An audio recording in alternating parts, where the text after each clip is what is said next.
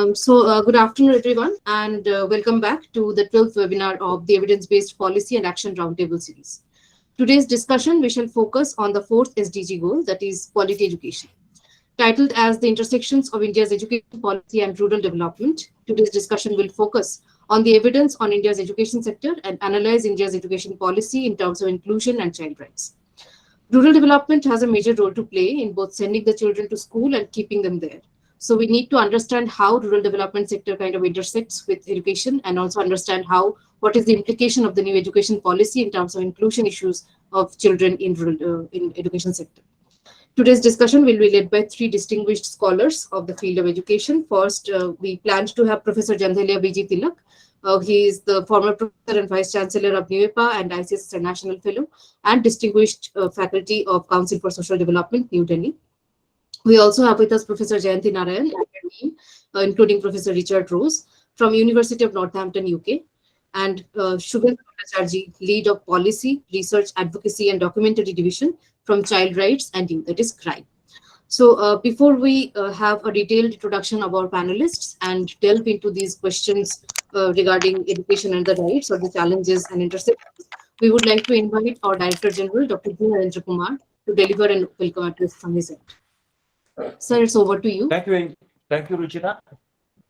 I will not be long and stand between the participants and the eminent speakers here, even though I would have long to talk about on this very important topic. I would confine my initial remarks to a few stylized facts concerning the education policy and the rural development intersection.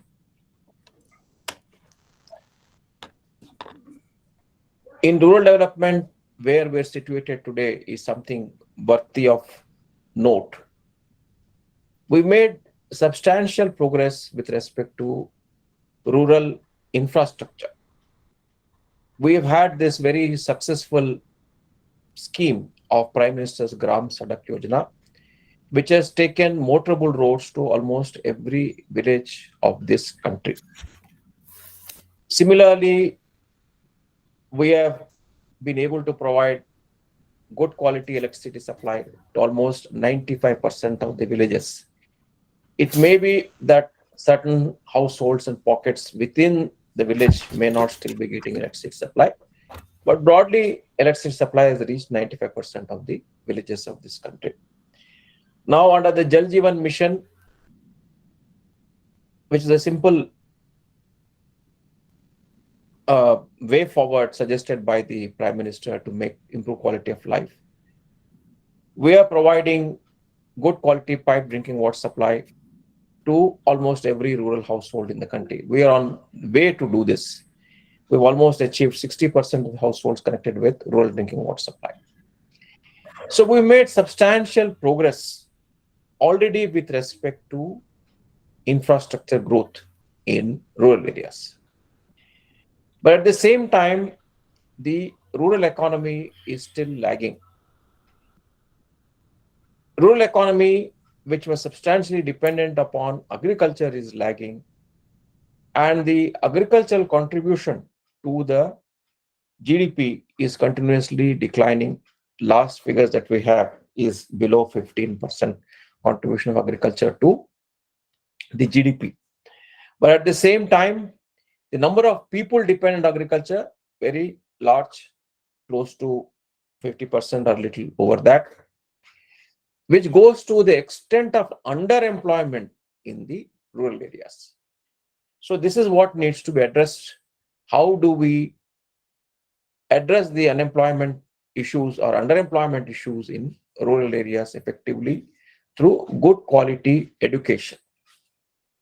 And I believe the next wave of rural development and economic growth will come from a strong educational system which provides good quality education.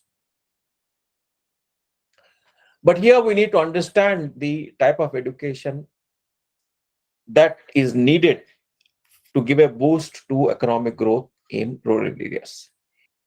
Is the current system of education adequate to give a boost to growth in rural areas is what needs to be looked into. Are the current type of schooling, which substantially emphasizes on rote learning, is that good to give a boost? Is it sufficient to give a boost to the economic growth in rural areas? Improving the quality of life in rural areas is what needs to be thought of. There are initiatives which are focusing on improving skills of rural youth, but quite a lot of this rural youth who get skilled, they get skilled in urban areas and migrate to urban areas, do not stay for long in the rural areas.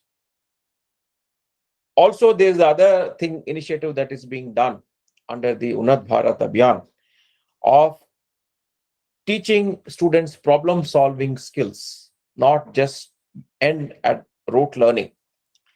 Even advanced institute students such as IITs are now being taken to rural areas, work with problems, and learn to solve real life problems. Should these be way forwards for our education system to give a boost to growth in rural areas is something that we need to think about. I've had the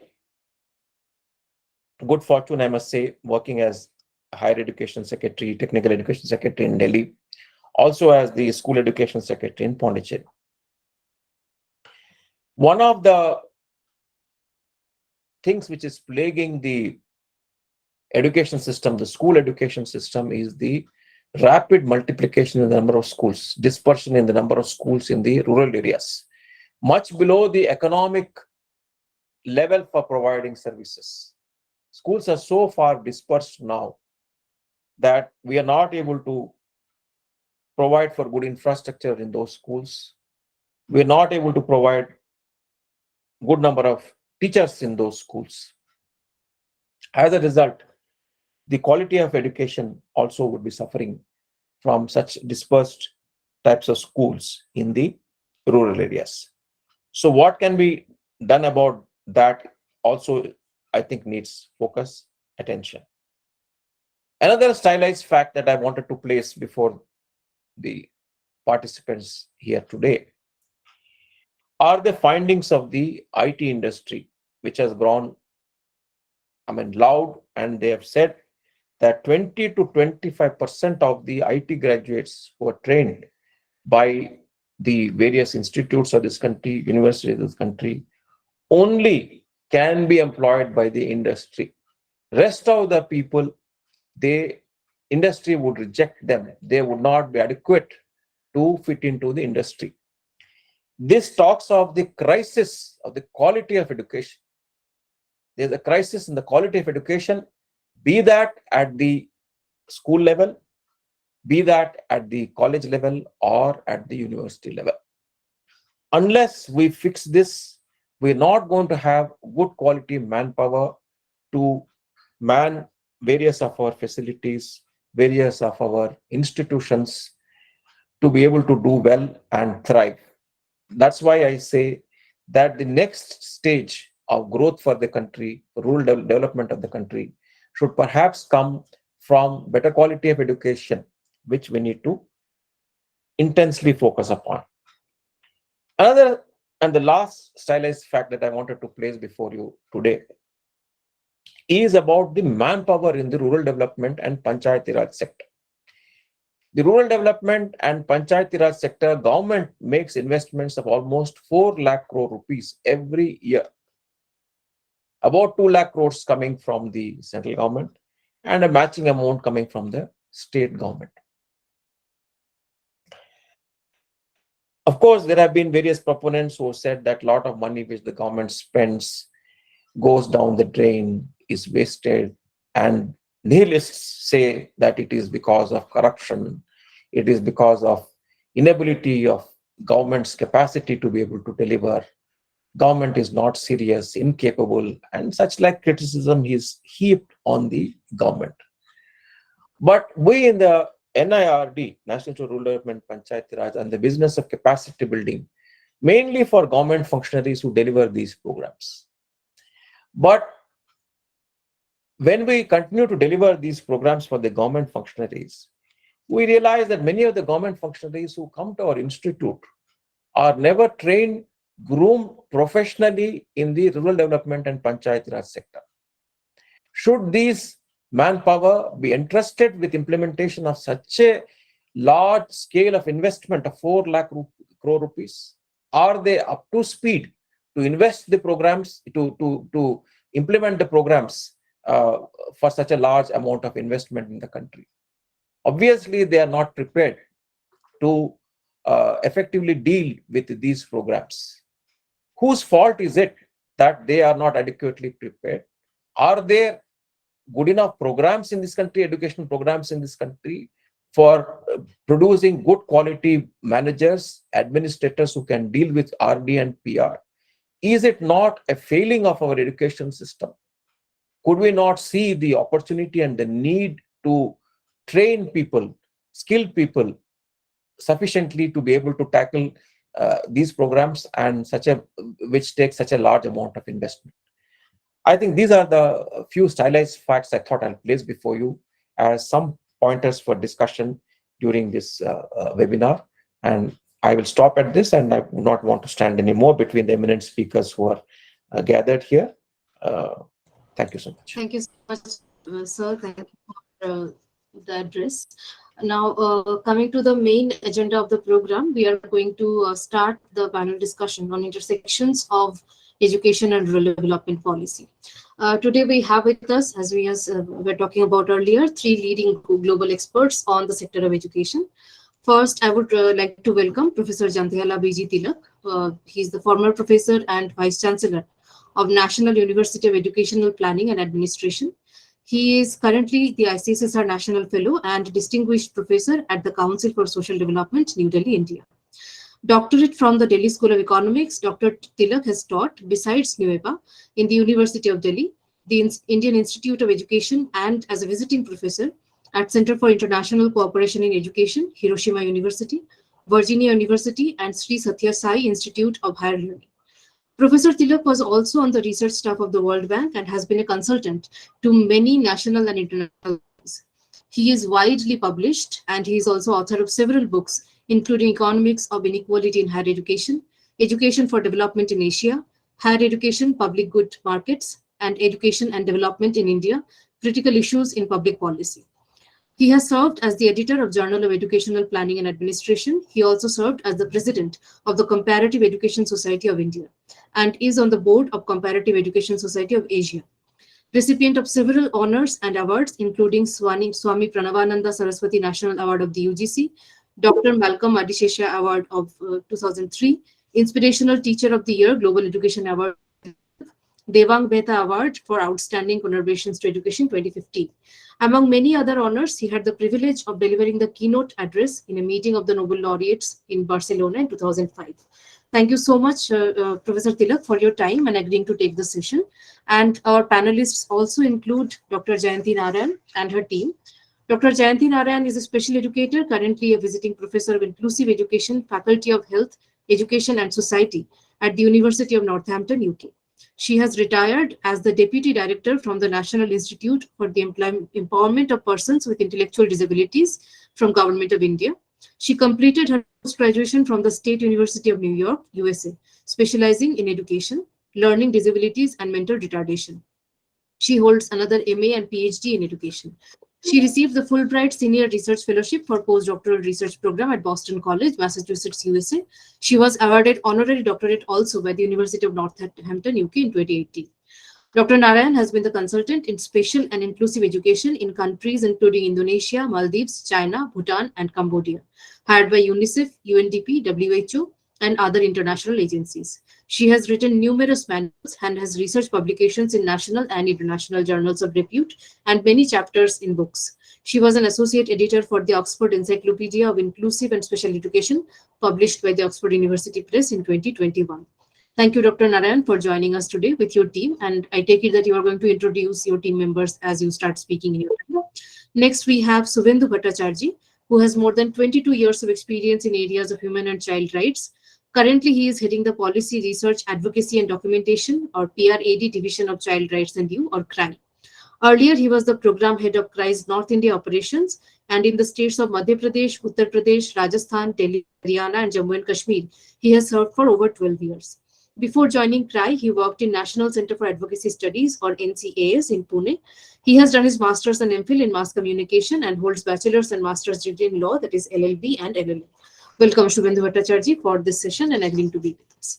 Now, I would like to request Professor Tilak to take over the presentation. After Professor Tilak's presentation, we will move on to Dr. Jayanthi and her team.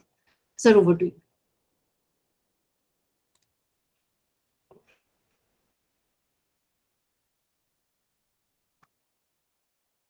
Kindly unmute, sir, Professor Tilak.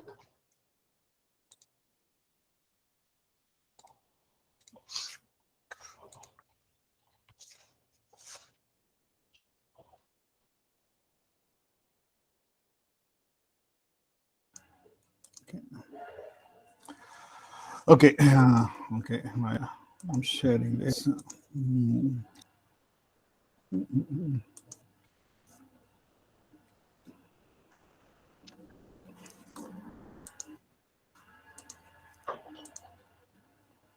No.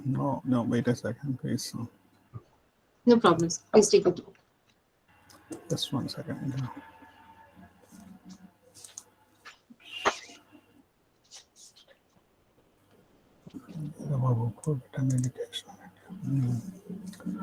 Yeah.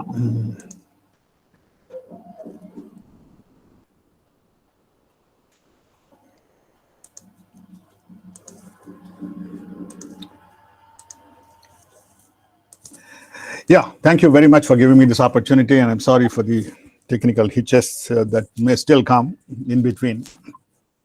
I'm really grateful to NIRD for giving me this opportunity to join this very, very eminent panel to discuss on evidence-based policy and action. In fact, in this roundtable is a very special one, and that's a focus. And the roundtable is also focusing, as I understand from the communication that I got, is on the post-COVID-19 situation and the educational situation with and the educational evidence-based policy and actions in the education sector.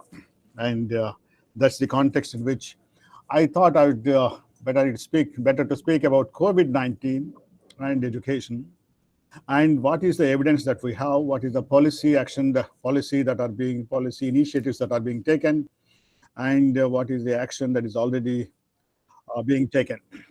One expects obviously a good relation between evidence, policy, and action. Evidence to be the basis based upon which you make the policies, and then the action follows. But sometimes it's quite possible that there is very limited evidence, or there is no evidence, but still we will be compelled to make policies. And perhaps sometimes even without policy directions, actions may be taken. That's happening in many sectors, and that's also happening in education in India for quite some time. But I would discuss largely in the context of the COVID-19 and the present context. Now, the COVID-19 is now very well known. It's a global pandemic. With more than 6 billion population people being affected by this, and 6.7 million deaths in the world. Even in India, I think the numbers are very, very, very startling. 4.5 crores people have been affected by this COVID pandemic, and there are more than 5.3 lakh deaths in the last couple of years. And that's not the end of it. Still, the numbers are rising, and the new variants are emerging every day. So far, what is that we know about it? How is it caused? How is it being spread? How many variants are there? Perhaps we know nothing so far compared to the developments that are taking place. We also know very little how to control it effectively.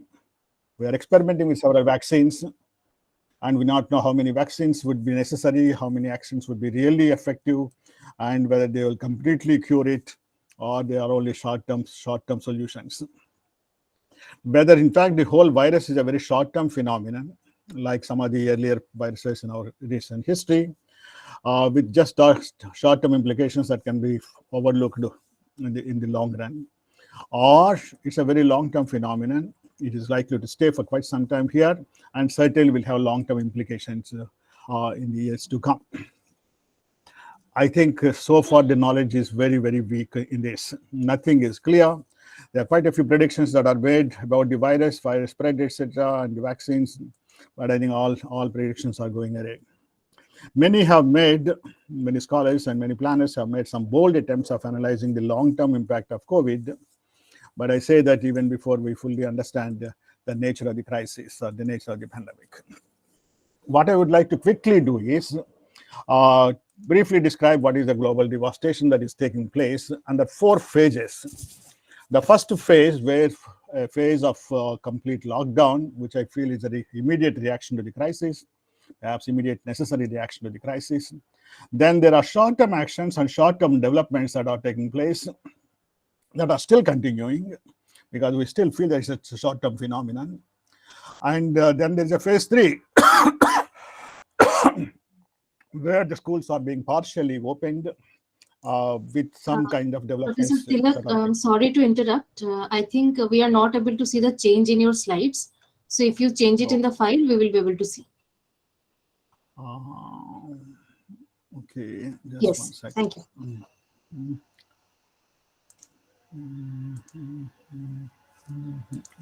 No.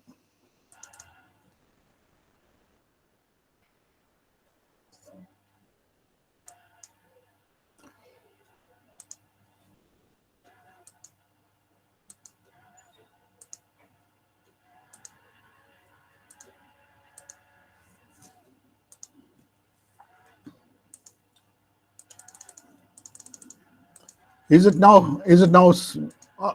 Are you able to see? Sir, we can see the PPTs. Just a request that you change the PPTs in the file and not in the presentation. Then it's not moving now.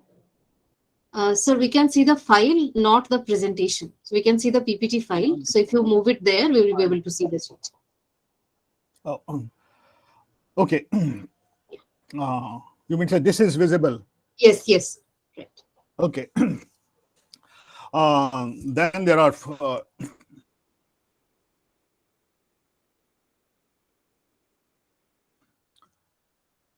then there is a third phase where there is slightly more improvement in the situation, and this is the schools are being partially opened with different kinds of modalities that are being adapted. And we claim in some cases the whole sector is fully reopened, some with safety measures and some not necessarily with any safety measures. But I still feel that they are not still fully not opened, and still we have not reached the normal situation, normal quote unquote. That's normal situation is still awaited. And when we will be able to reach, we do not know very clearly. Under these circumstances, we are having medium to long-term perspectives, and also some plans and some actions are being taken, which I will briefly describe. Now, as we know, the COVID has created the largest disruption of education system in the history of the mankind. It affected as many as 1.6 billion students in schools and colleges and universities across the world, and 63 million teachers. And it affected all levels of education, starting from pre-primary, nursery levels to the higher levels of education, technical education, research, and every activity, and all training activities. And the entire world is, in fact, affected by this, because more than 190 countries in the world are affected by it. I think there is only 1 or 2 countries which are not just affected, but they are very small countries in somewhere in the Mediterranean region. 94% of the students' population and 99% among these low-income groups, low-income countries, are seriously affected by this crisis. And it was feared, and the fears are still found to be very strong, that this crisis is really a big education crisis that will lead to a generational catastrophe of serious dimensions. And there can be permanent loss in learning among millions of children of the present generation, children and the youth of the present generation, and that will affect the long-term developments of the countries, the whole world, in fact. And of course, there will be loss of trillions of dollars in economic terms. The world has really come to a stop. In the phase 1, as we know very well, there is a complete lockdown of the entire country, in fact, the entire world. and somebody described it as the world comes to standstill. All activities are put on hold. There are no travels, domestic, road travel, railway travel, air travel, everything was closed. And all academic activities in the schools, colleges, and universities are completely closed or destabilized. Schools were closed, hostels were closed, libraries, classroom teaching was suspended, examinations, assessment, name any activity in the education sector, whether it's a primary school education admissions or university level entrance examinations, everything was stopped. There is nothing like games, there are nothing like sports, there are nothing like other academic activities. That was the first phase that we went through. And during that phase, nothing has taken place with respect to education, and nothing has taken place except basic survival of the people facing this grave crisis. Then we came to know that perhaps the crisis is not so short term as perhaps we felt. It's likely to be for a long period, but we do not know how long. But certainly we cannot continue like this. So everybody understood that we should try to learn how to live with Corona. And living with Corona has become an important phase. And the education sector, it has been strongly stated that we should not stop learning, because that's the most precious investment that we make in the people, even to face the crisis in a very significant way. And that's the reason why I think it was strongly suggested that we should have new patterns, new workloads, new methods have to be developed, and we should manage the continuity of learning activities in the schools and colleges without allowing this education cycle to be completely broken. And in fact, there was a big danger of the cycle getting broken at one point of time. And we should see that desirable changes are necessarily made.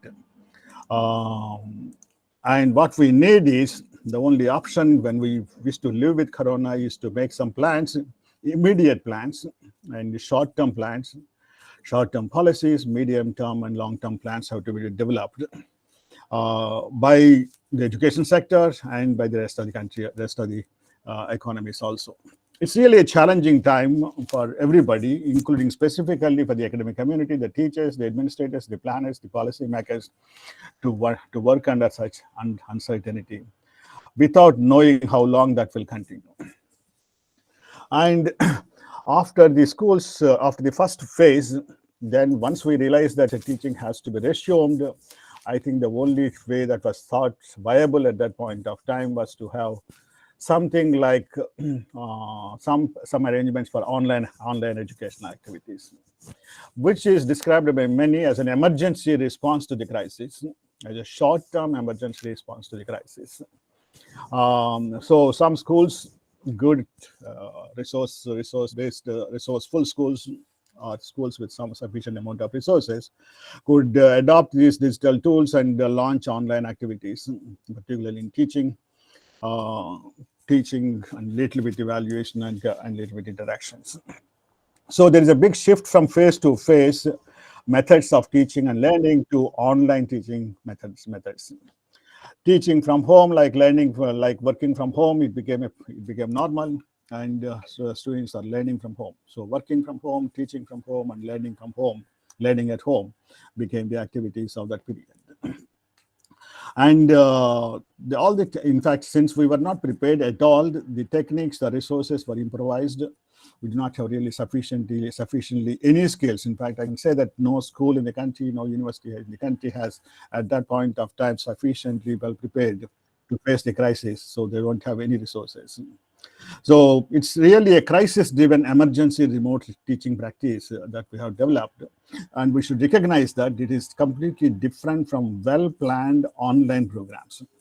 Quite often we compare this experience with the online programs and make comments. In fact, if you want to make good online programs, you have to really make very good planning. But for this emergency response, there was no time for planning even. So we adopted Zoom methods, Zoom online webinars and all kinds, which provided very, very limited interactions between the teachers and the students. And certainly there were no animated discussions, etc., etc. And it has created different kinds of problems among the children, among the teachers, and among the rest of among the parents, etc. also. One of the immediate response that the markets have responded to this crisis is Since the online methods are being talked about, immediately several commercial enterprises have come up under different names: academies, unacademies, Udemies, Baiju, many academies came up. All kinds of different names are there. I think people are familiar with some of these names nowadays. That's the second phase that we were going through. What has happened during the first and second phase, particularly in the second phase, is there are several surveys on which how much we are prepared. There is a reasonably good amount of database and quite a few surveys done by Save the Children, ActionAid, ASFAM, the school team, and quite a few government and non-governmental agencies, and how the schools performed during that period. And I would like to briefly go through some of the evidence that we have before I go to the policy actions. Number one, in 2019-20, that is just on the eve of the crisis, how the schools work in the system. While more than 80% of the schools have electricity, which is of course basically essential, and at least that's an lucky picture, only 38% of the schools have computers. And almost the same thing was reported to be. In fact, they are having 37% of the schools are having reported to become functional computers, but only less than 1/4 of the schools have internet facilities, which is absolutely essential if you want to have online programs. The situation is certainly slightly better with respect to private aided schools and private unaided schools, but government schools are in a very bad situation. We don't have exact information, but certainly given the trends that we have and the knowledge of the rural schools are at the bottom. They suffer from electricity, they suffer from lack of computers, they suffer from lack of internet facilities. And as I said, in the country as a whole, hardly 1/3 of the children, 1/3 of the schools have computers, functional computers, and about 1/5 of the schools have internet facilities. With those activities, with those kind of resources, the online activities have taken place. In fact, 85% of the schools have electricity, but as many as 10 states have much less than the national average. In the sense that in the 10 states, the average is less than 85%. Similarly, 36% of the schools have functional computers, but as many as 13 states have functional computers, much less than 36%. And so is the case with respect to internet. Nearly half the country doesn't have internet of the level, which is also very, very low, which is the national average of 24%. So we were in a very, very bad situation. In fact, the National Sample Survey gives you slightly more detailed data based upon the households, because in fact, the schooling is from home and also learning is at home. We should look at how households are prepared about it. And here we have the data with respect to rural and urban. Only 4.4% of the rural schools have computers. The schools, when I say schools primaries, upper primary and secondary put together. And 15% of the schools have internet facilities. In the urban schools, the situation is slightly better, but rural and urban put together, only 10% of the schools had computers. And among the young children, among all the people aged 5 and plus in the households, less than 10% of the people in the rural areas were able to use an electronic facility of computers. And 13% were able to use some internet. Use of internet is really widely discussed. Widely described to use a mobile phone, to check a mobile, to send a message. Anything is said to be known as able to use internet. And among the youth, not really, 15 to 29 age group, 1/4 of the rural people have computers, access to computers. And 1/4 of the rural households have access to computers, and 30% of the households have people who can use the internet facilities. And actually, who use the internet is, of course, much smaller than those numbers. So we find a really grave situation in the country as a whole, and the situation is much sharper in the rural areas. who have the ability to use internet among the 5+ population in the country. This varies very, very high, but the maximum that we find is in 50% in Delhi, and this is between 10 to 20% in quite a few states, Rajasthan, Andhra Pradesh, Assam. In fact, in states like Andhra Pradesh, which is said to be tech-savvy, and West Bengal, Madhya Pradesh, Uttar Pradesh, Chhattisgarh, etc., etc. And the situation is really far from satisfactory for any kind of online activities to be meaningfully taken up. So, how many children were really studying? In fact, there were studies of this kind that were very clearly taken up, particularly during this phase 2 and spilling over to phase 3. Percentage of school children who are actually studying online regularly at home in 2021, that is, as I said, phase 2 spilling over to phase 3. 8% of the rural children were studying regularly online, and the percentage is 24% in urban areas. And 37% of the children are not studying at all during those days in the rural areas. That's a big number. In fact, we have to contrast with other kinds of evidence that we have. 48% of the children are, in fact, among those who are who are spending some time with the activities, are unable to read more than a few words. And only 12% of the rural children have smartphones, access to smartphones. While access to smartphone doesn't mean that it is accessible to all the members of the household or all the time that is required for the school activities, etc. And many people have, both in urban and rural areas, connectivity problems are very severe. In fact, we find those problems severe even in the metropolitan cities. And nearly half these children find the online classes really very difficult to follow. And as a result, they lost interest in education also. So 8% of the children in the rural areas were studying in online classes or through videos, etc., while the proportion is 25% in urban areas. And that's the sizable activity that was taken up in a massive way in the entire country, even though other methods like watching television, private tuitions were also taken up, but I think they were not really on a large scale. Now, the parents were asked whether the children were really learning from these activities or what's happening, what are they doing it. Parents obviously feel that, in fact, children do not have adequate online facilities, they do not have online access for whatever may be the reason, and the proportion varies between 8% in rural areas and 23% in urban areas. And what is more importantly, we find that is among all the people with the primary schools and upper primary schools, among the rural children and among the urban children, the reading abilities of the children have come down quite significantly. And the 75% of the parents feel that the children's reading abilities have declined during this period compared to the earlier period. I think that's really an important, shocking finding that we should recognize very clearly. What has been the experience of the teachers and the students during this period? Teachers are not really aware of digital tools, how to use them quite efficiently, effectively. Obviously, they do not have experience. They were never trained on these activities.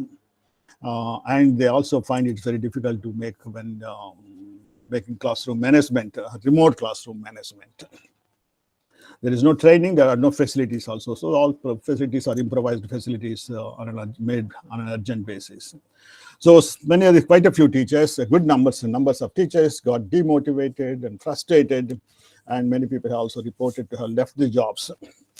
One of the important reasons that they gave is the online facilities are not really very good for the methods of communication between the teachers and the students and the parents, or teachers and the parents. That lack of communication really demotivated the teachers to a great extent. Students also felt that the socialization, which is very, very important, was completely missing because they were close to small rooms all the time and small screens all the time. And that also caused stress and mental health of the children, which really pose a big problem nowadays. There was no play, no contact with anybody, and confinement to the small screens and small rooms. And of course, the rural poor families, not only rural, but also in urban areas, who critically dependent upon midday meals or the school facilities or Anganwadis for younger children, they suffered really loss of food, nutrition, and that's also a matter of serious worry. That one has to be really worried. Now, what two main issues that came up very clearly is that there is uneven spread of digital facilities in the entire country, and of course the distribution and the position is much weaker.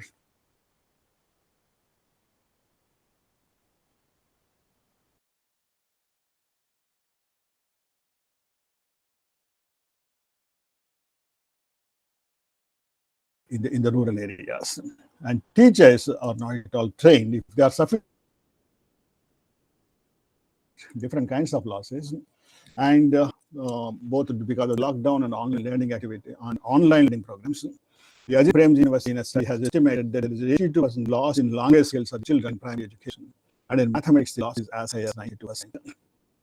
And if we can estimate in some terms, in some economic terms, how meticulously they were done in the country, in the world as a whole, something like $10 trillion was found with the total learning loss, and which amounts to something like 69% of GDP of a country, according to the OECD estimates.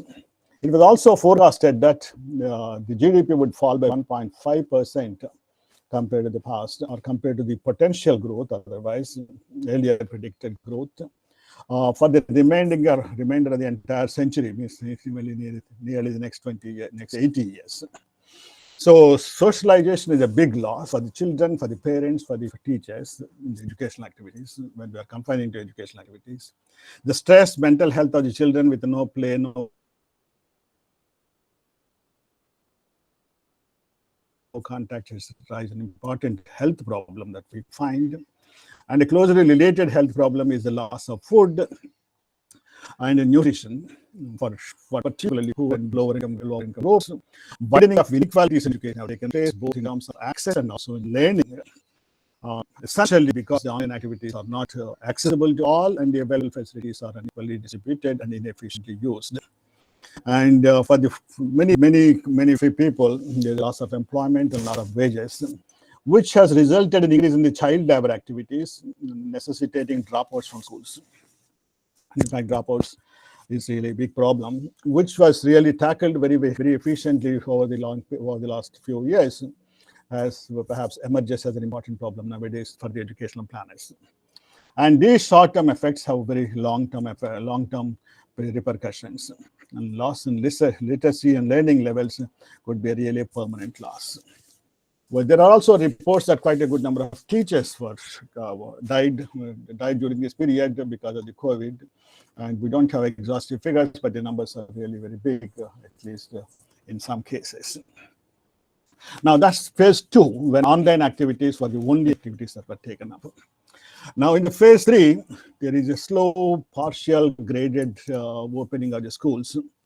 And schools also have taken hybrid activities, online and also offline activities at the same time. Some schools have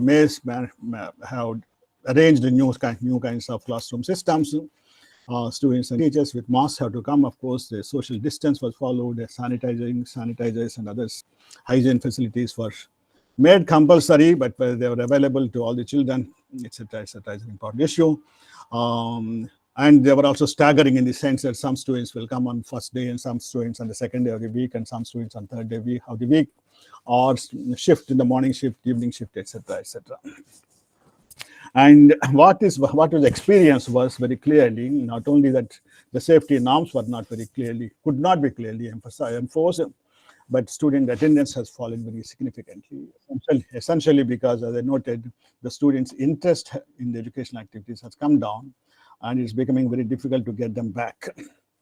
School activities are still not normal. Schools are not fully open. Teachers' ability to handle online teaching programs, and now in the phase 3, simultaneously online and also offline. In fact, in the same class, same teacher was to do both, and that was really a big task and big challenge for the teachers. And given that there was no training at all beforehand, and that was a big challenge. And inequalities could be widened further and further, inequalities in education. and the learning losses could be further intense if that system was to continue to a great extent. Um, the teachers were to split their focus and attention between the two modes, the students in the class and also the students in the offline mode, and that's really very difficult for the teachers to do, particularly with a large number of children in the classes. Phase 4 is most current phase, where perhaps schools are set to be fully opened, some as with some safety measures in place and some not necessarily with so strict measures. But as I said, I strongly feel that still we have to fully reopen. We cannot say that we have to fully reopen the schools. Now the question is, will we return to normal? The new normal, what is normal is also a question. The old normal or the new normal. One dilemma is, will we go back to normal, forget about all these developments that have taken place during the last 2-3 years, or the alternative is no going back to normalcy at all. We have to really adopt the new method, and which I briefly described as face-to-face to faceless systems of education. And that's an important phrase in education that matters a lot. So there is a choice for the educational policy makers to have a traditional method completely, or to have a virtual model completely, or to have a hybrid model. The three choices. A hybrid model which is blended, but I personally feel that that should be a model which with a heavy now what is being talked about is a heavy virtual model supplemented by a small component of traditional trades is being talked about, but I prefer, of course, the opposite way rather than this. Now, the global perspectives are under these circumstances, which have a lot of implications for the policy makers, that the present crisis will lead to a long-term this present crisis gives an opportunity to make a revolutionary changes in education, and there will be an educational revolution. In fact, surprising innovations can be made. Public-private partnerships will be built up very, very strongly, and prominent role will be given to the digital methods and digital tools. The digital tools, at the same time, even the world policy predictors have understood that the digital divide could be really a very serious challenge that has to be addressed. Well, the World Bank was very, very clear that the remote learning and technology and educational technology use that we adopted during the last 2-3 years is going to stay here permanently, and that we cannot get rid of it. And perhaps the bank also favors that would be bank, not only bank, but many perhaps favor that would be the best method. Now, what will be the long-term, short-term, medium, long-term effects? As some of the evidence is limited evidence. In fact, with respect to the COVID, all the evidence is limited, scattered, etc.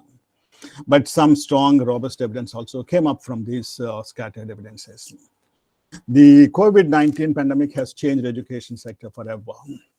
There is a fall in demand, there is fall in enrollments in education, there is retrenchment, there is unemployment, etc., and of course, fall in household economic levels. An important loss with respect to schooling activities is the loss of interest in schooling of the children and also of the teachers. And psychological and mental health problems are likely to continue for quite some time, and you need really very special efforts. And that's really a very big challenge. Now, the likely developments, if you look at the kind of trends that are taking place in India, particularly in developing countries like India, is the digital methods will have a prominent role, and educational technology and online methods are here to stay. Now, the only question is whether there will be wholesale online training or hybrid wholesale online learning activities, in the sense replacing the traditional methods, or will have hybrid modes. If it is hybrid mode blended, traditional model supplemented by the virtual methods is perhaps the better method, even though the other options are being talked about in quite a few places. What we need essentially, what kind of policy strategies that are necessary is, immediate plan is to clear the backlog in terms of backlog in learning, backlog in the syllabus covering, etc., and arrest the learning loss that has taken place. Now, the strategy that was adopted by some of the schools already, perhaps some of the states also have endorsed it, state governments have endorsed it, is to have additional classroom hours, extend the classroom hours for late couple of hours more, and try to see that the entire syllabus is covered in the time. That is increasing the burden on the teachers to provide extra teaching and students to learn to manage the loss. Now, educationists really find it a problem whether how far it is good to hasten the learning process among the children, among the particularly young children. That is what they have to slowly learn and assimilate in 2 years will have to be done in 1 year or something of that kind. Another important challenge that we have is how to get back those students who have lost interest in education, who have dropped out, and who are hesitant, perhaps they're even reluctant to come back to the school system. So what we need in the short term is a recovery plan, address the issues of stress, mental health of the children, lack of interest among the teachers and the students. One. Second, I think is also important that we develop specific methods of de-addicting the children from digital devices.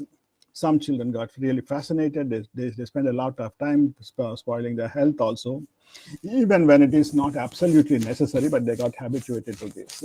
And there is a need to make really special efforts to de-addict them from those devices.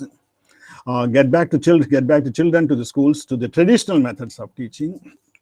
And what we experience in some cases is that there's a big shift of students from private schools to government schools. And if that can be taken up very strongly and enforced, and they can take advantage of it by improving the government school systems, I think that would be a good plus point for the government school systems.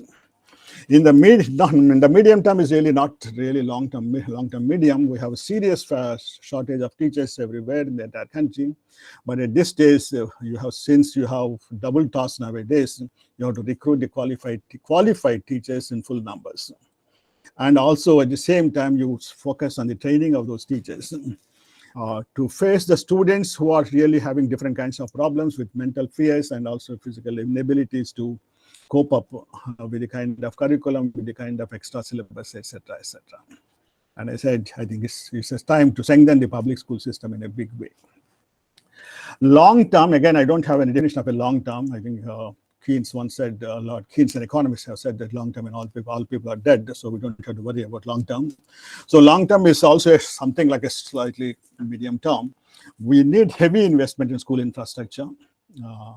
And that infrastructure has to be in the traditional schools, buildings, walls, classrooms, etc., etc., and also modern infrastructure that will help better learning, enable better learning, etc. But certainly not the other way, not one at the cost of the other in either way. And perhaps we have to do some experimentation with hybrid teaching before we come to a conclusion that hybrid teaching could be the best method that can be taken up very seriously. And what we have to do in the hybrid teaching methods is to have heavy direct contact, offline methods, and peripherally or give less importance to virtual teaching and online methods. Heavy concentration on strengthening of the public school system with heavy investment, of course. But we should recognize that there is no substitute to traditional mode of teaching and learning that has been tested for centuries, and you cannot completely replace it with modern methods. But there is a danger that the markets and with the technology market that is developing can usurp education altogether. And it's already being stated, in fact, some limited evidence is coming from the field that education technology is posing as a big threat to good education. It may harm the interests of the children in general and interests of the poor people and interests of the rural children much more because they don't have any access. And if that is being taken as a major instrument of educational policies, then the normal traditional method gets weakened and the children will be doubly deprived. And with the educational technology, the experience is hardly 18% of the poor and lower middle class children are some kind of happy is also quote unquote with the services offered by some of these companies, while the percentage is 31% among the middle and high income groups. So the point to be noted is that even among the high income groups, not even 1/3 of the children are happy with these educational technology tools in a meaningful way. I'll make this one particular comment with respect to this because this is the most important policy initiative that is coming up in a big way. With respect to these online methods or virtual teaching methods, I think there are quite a few positives. One, I think the potential to be inclusive and being potential to be accessible even to the nook and corners of the country, in the rural areas, the tribal areas, in the forests, etc. The potential is high. Practically, of course, there is a big difference between the potential and the practice. And it's also highly cost efficient because there is no physical movement of either the teachers or the students and physical buildings, etc. And some people say that's also environmental friendly. But the negatives are much more significant. The human agency gets deactivated, particularly the teacher, who is the most important person in educational activity, is being almost replaced by a mechanical teacher or a machine teacher, a robot. So the loss of human touch, the contact and interactions will seriously affect not only the socialization skills, but the skills with respect to education and the personality development of the young children. And the kind of dispersion that takes place, we cannot say that digital facilities will be equally distributed in the entire country, accessible equally to all the people in the near future. How long is the future is also not certain. Whether regionally or socially between economic and also between economic groups of population, perhaps one cannot expect an equal distribution or fairly equal distribution in their access. Given that, the danger of having going for more and more, ending up with more inequalities in education, both in access and also in learning, could be very, very serious. I'll end with this particular statement. Kasturi Rangan, who is a champion, who is the architect of the new educational policy 2020, who also, of course, proposed the National Education Technology Forum and gave a lot of importance for education technology. But I think his emphasis was also cautioned that and confined to certain areas. So he said once that playfulness, creativity, and many other aspects which are essential for children's development can never be transformed through online learning. Similarly, C.N.R. Rao, who was the scientific advisor to the government to the Prime Minister of India, also stated almost similarly, online education cannot inspire young minds and can actually be, quote unquote, disastrous for children and for their development. And that is a point that one has to really clearly understand it. I'll stop here and join the panel. And if there are any questions and answers, I'll be very, very happy to take it up. Thank you. Thank you very much for the opportunity given to me. And I hope people appreciate some of the points that were raised and will be taken up for discussion. Thank you, Dr. Ruchira, and thank you all for giving me. Yeah, thank you so much, Professor Tilak. Thank you for the presentation. We shall take up the question and answer at the end of all the talks, if that is okay, because we also want to go move towards our next group who are joining from a different time zone and have other things in their agenda. So joining here today is Professor Jayanthi Narayan and her team, Professor Richard Rose. Yeah. Yeah. Professor Narayan, you can take it up from here, and we shall take a combined question and answer session at the end of the panel discussion. Okay. Over. Professor Tilak, Professor Dr. Narendra Kumar, and Subhendu ji, and Ruchira and Partha, and all the participants, namaskar, and thank you for this opportunity to be part of this roundtable today. And Professor Richard Rose and Mr. Shankar Mattam are two people, and also Ms. Pratima, three people who joined in one of the studies we conducted that Ruchira had referred to and said, you join in this and talk about the study, a comparison of urban and rural facilities for children with disabilities. Professor Rose is from the University of Northampton, and he was the lead in this study. Since I'm going to talk about this study also, I requested Ruchira ji if they could also join so that if they have anything to contribute, and she was kind enough to give the link to them. So I'll try to be brief so that there could be discussion. I'll try and share the slide. Ruchira, do I do entire screen or a window? I have minimized it. Please use the entire screen. Entire screen. I have already opened and minimized it. Let me see what it does. It's yet to sync, I think. We are yet to see it. It's not showing my PPT. It shows the screen, our screen. It is not showing the PPT that I have opened and minimized. A window should I do or entire screen? No, it is Your still entire doing the screen, same the thing. first option. I think it's not syncing at our end. We are not able to.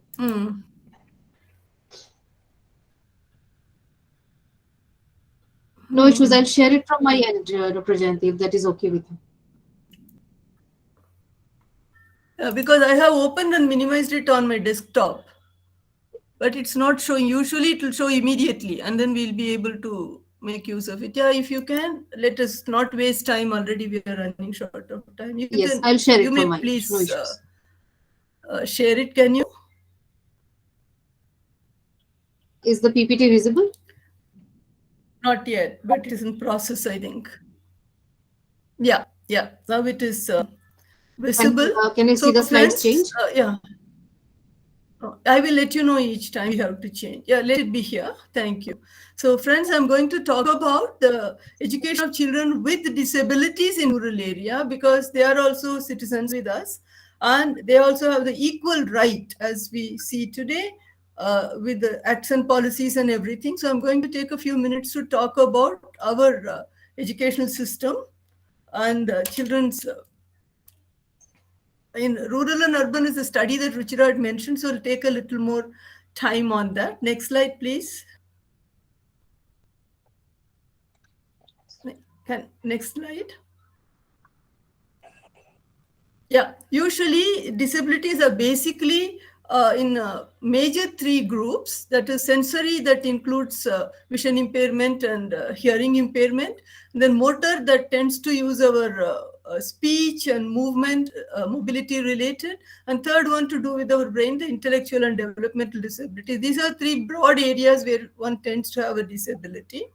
And the rights of persons with, next one please, rights of persons with disabilities 2016 includes 21 disabilities. Earlier we had 7 disabilities. The act that came in place was in 1995, that had 7, but now in 2016 these are the 16 disabilities that Government of India has identified and included, which means all of them have rights and entitlements. This is the point we have to remember, pass on the message. Like they have their own rights and entitlement, right from prevention, early detection, early intervention, preschool, schooling, higher education, and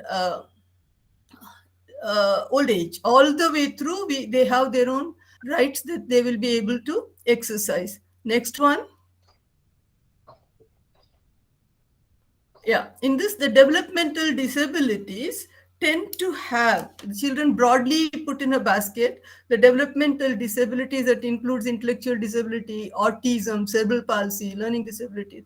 So it's a condition due to an impairment in the physical or language or intellectual, intelligence related, cognitive, learning and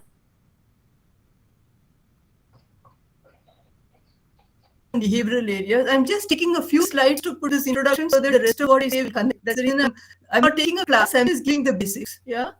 So it can happen in the developmental period, that is before the age of 18 in children. Next one.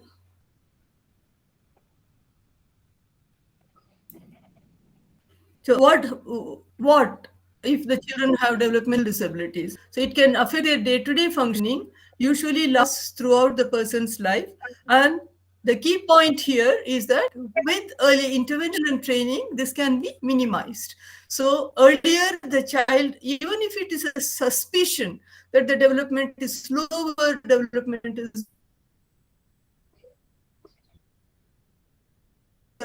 medical attention so that early intervention minimizes the effect of disability in the child. This is a message I'm giving to all of you to carry with you and pass it on everywhere, wherever, while you are traveling in bus and train or in the neighborhood, community, wherever. So the number of children with severe disabilities we are likely to minimize. Each one of us, we are a drop that will make the ocean, right? Next one. Yeah, this is a rough percentage you have. I'm saying estimates because there is no proper numbers available. Census and NSSO don't match.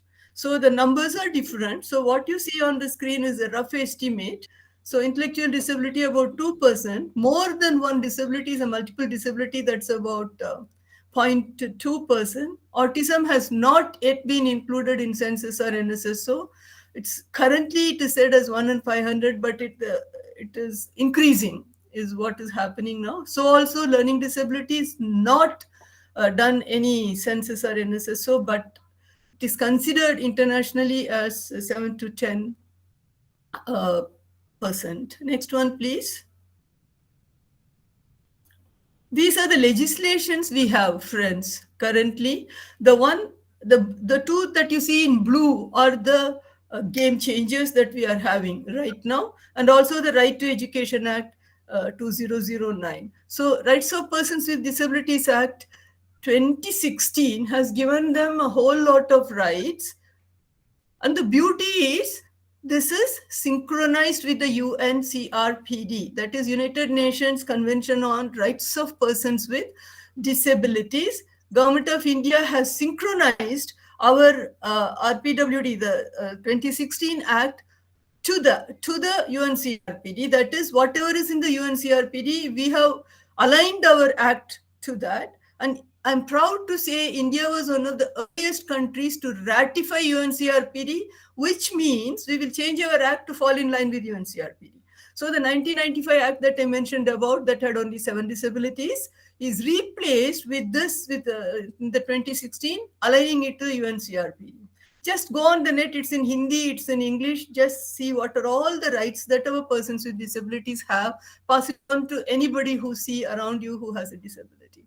So the National Trust Act is another one in the Ministry of Social Justice and Empowerment that gives guardianship to people with severe disability such as autism, cerebral palsy, intellectual disability, and multiple disability. After the parents, who will take care of my child, was the question the parents raised. So this has come up as an answer to that question, the 1999 Act.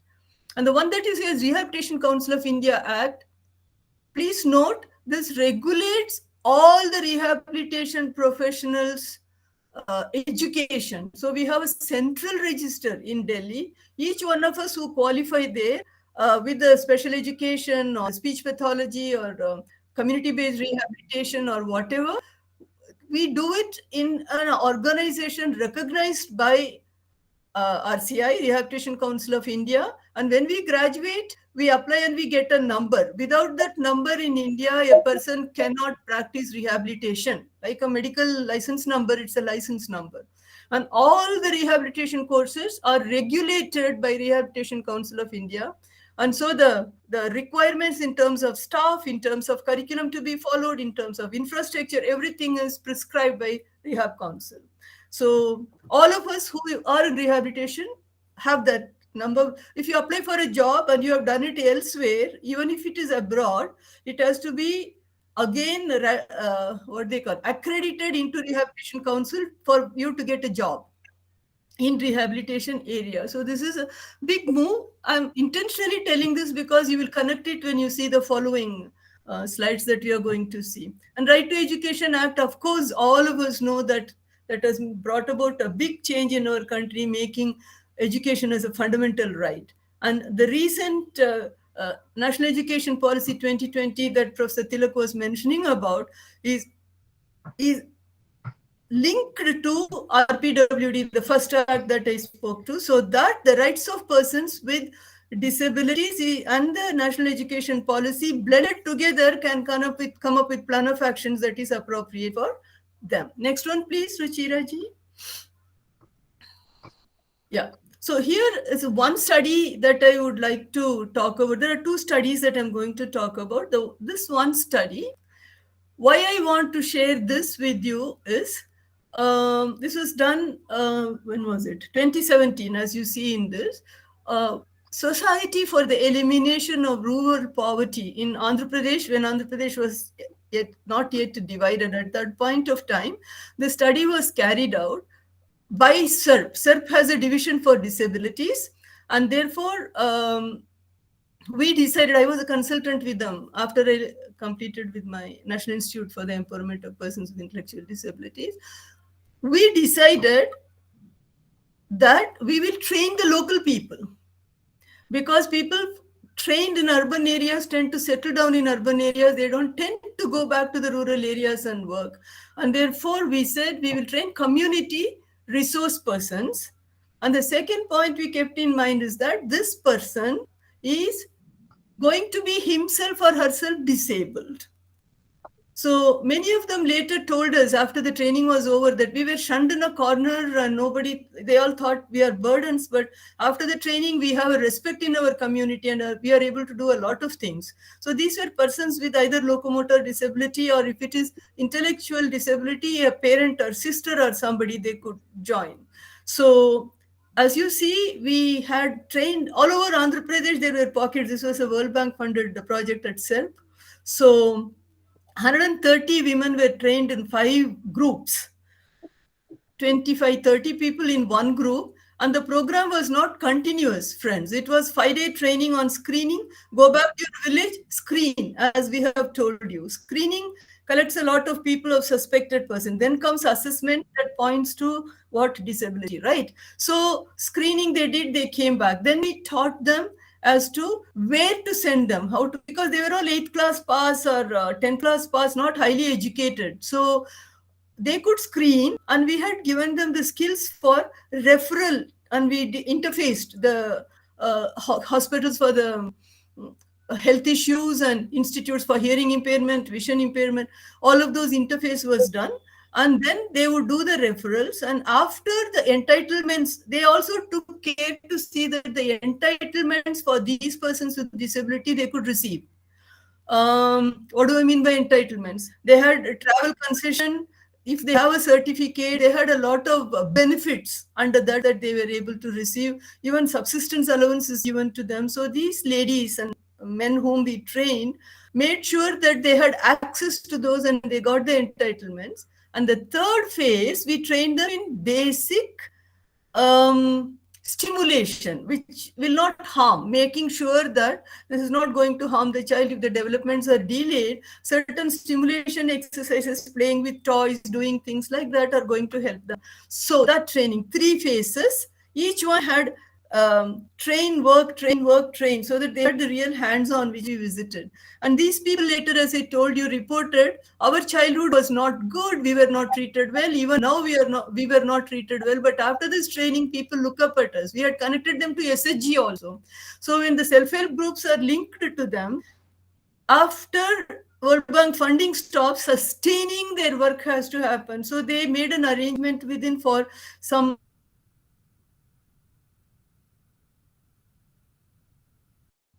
token money that they would receive through the SHG. After Andhra and Telangana divided, I'm not part of it, and I'm sorry, currently I do not know where it stands in Andhra and Telangana, but it was such a wonderful exercise. So the message I'm passing on from this particular study is that let us focus on the local resources who will be able to stay locally and they will be able to help. And the training content. Next one, please.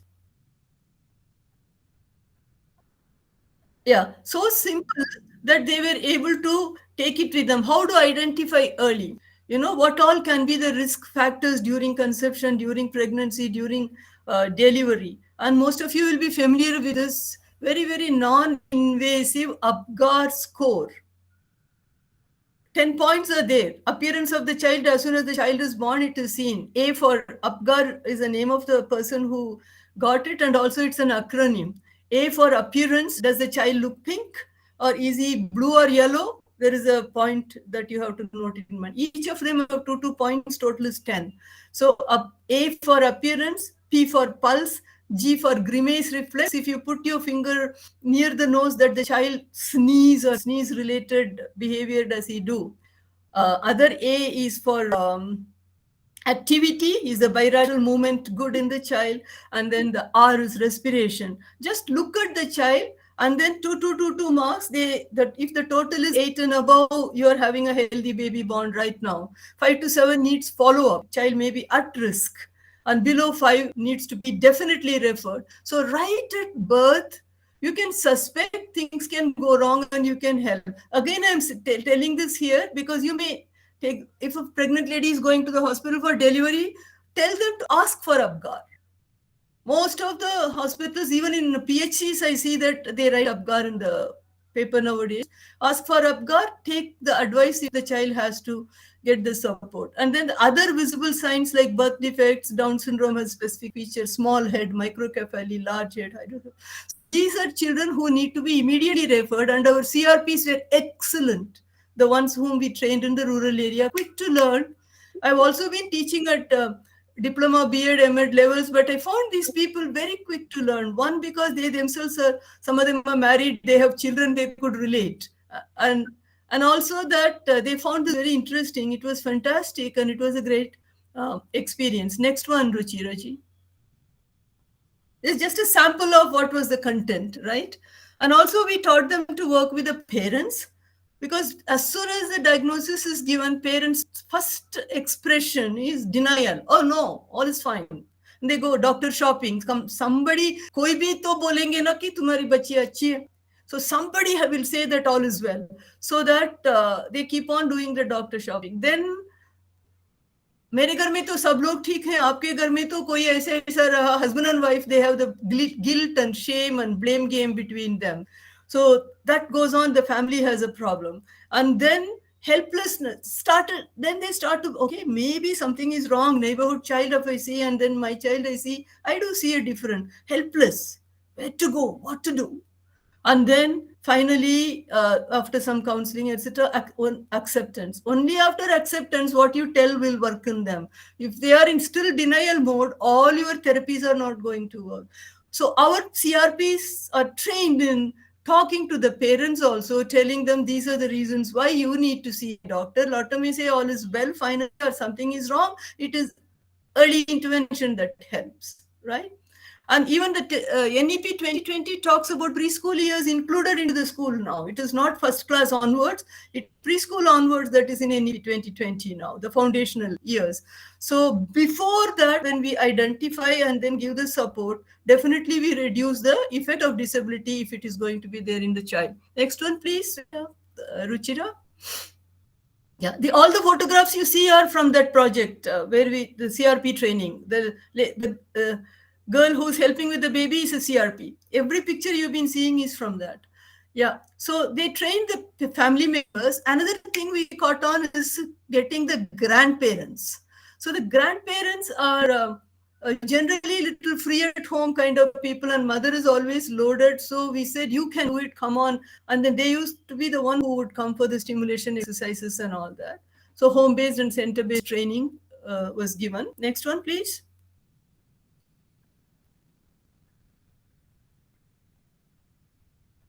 And then all those projects, districts had developed something called neighborhood centers. This is a place where you had some outdoor and indoor activity material equipment, and then details, flyers, little flyers in Telugu on disability related things. And the beauty is, after the school hours are over, children without a disability will also come there around 2:33, and children with and without disability together will play in the neighborhood center. So inclusion was very smooth. Inclusion was naturally happening. So it was not only for disabled children. All would come. The Independence Day, all will be together for doing some activities. It's Diwali, it is Christmas, it is New Year. Beautiful, beautiful. So these neighborhood centers really made a natural inclusion. Please see, this is all happening in the rural area, Mehboob Nagar, all these places, Sangareddy, all the different places. And interior Andhra Pradesh, we went into Srikakulam, very many places, Karimnagar, name it, and we have worked there. It was beautiful. So the bottom line or the take-home message here is, let us identify people from within, and also those who wear the shoes know where it pinches. So such people, so their involvement also will be more, and sustainability is very important. Project mode in India, there are so many project reports that we have beautifully done project reports. Now with the technology, they come out very nice. Sustainability. How do we go about for sustaining? So this is one, next one please. This is one that really worked. And this little girl who's in a kind of green uniform is the one with disability taking her sister without a disability to school. Look at that. This is what we want happening.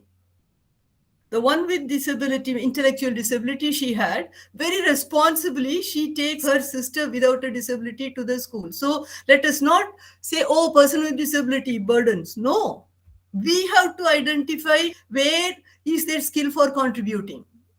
Take it, use it. And we have a fantastic society that is an inclusive society. Next one, please. Yeah, this is the publication of that study, the and Prabhakar Garu is Sudhakar Reddy ji, who was the director of the subunit on disability in SERP. He was himself a wheelchair user, but his reach was fantastic. Just with his mobile phone, he had all the districts in his hand and a click, literally on his fingertips, and he was managing the whole thing. Sri Sudhakar Reddy.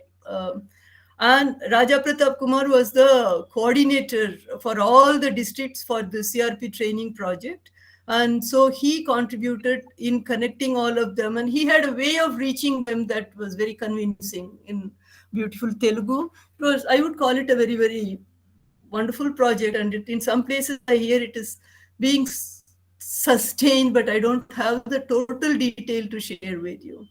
So next one is one study that I shared with you. Next one. Yeah, this is a study that caught the eyes of Ruchira ji, that she had written to me to say, will you talk about it and also relate it to the education policy? So this study, we had Professor Richard Rose, who was with us. I don't know if he's still here. He was the lead for that. And then Mr. Shankar Mattam runs NGO called Sahara.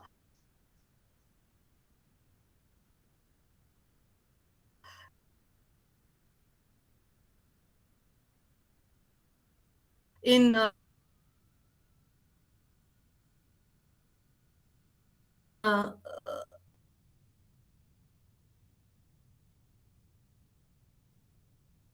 got disconnected, is it, Ruchira?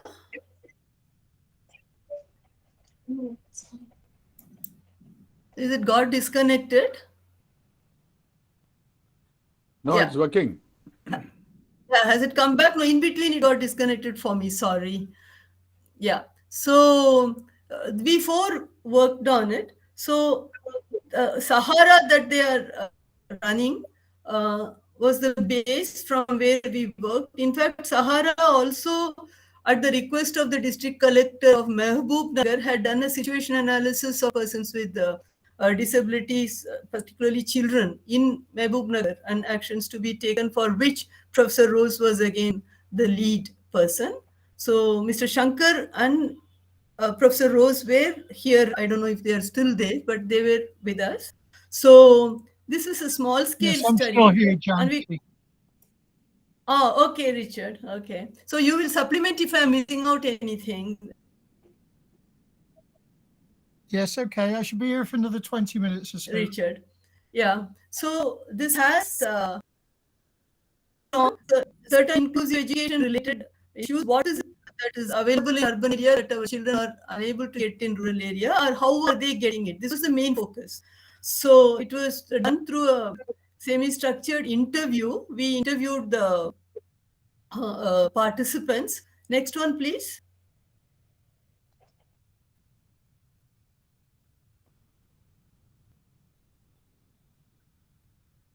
Before that, let's just have a look at what is Sahara. So it's a social development organization working for children with special health needs. And they have 12, just like PHC, they call them as PRCs, Primary Rehabilitation Center. They have got electric auto rickshaws that goes to the houses of the children and pick up the children to the center for the therapy and support systems that they require. They also assist with various other, how to get insurance that the children have an entitlement to, or other socio-economic drives of the government, how to access that. So it is, as I told you, it is in Sangareddy, Mehboob and Hyderabad in this area. And also currently, Mr. Shankar was telling that they have extended into Orissa and other places. Next one, please.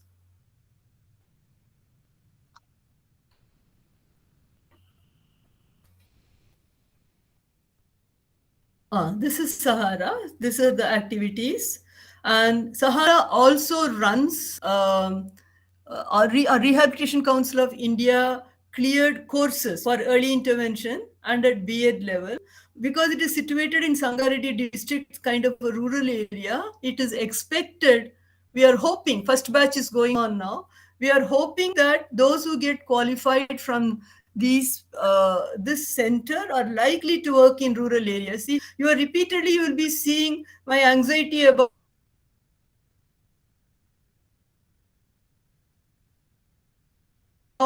rural people working in rural area and not moving on to urban area, or purposely lost. So here they have started these courses, and hopefully people who get qualified here continue to work in rural areas. So this is about Sahara, who are partners for this study. Next one, please.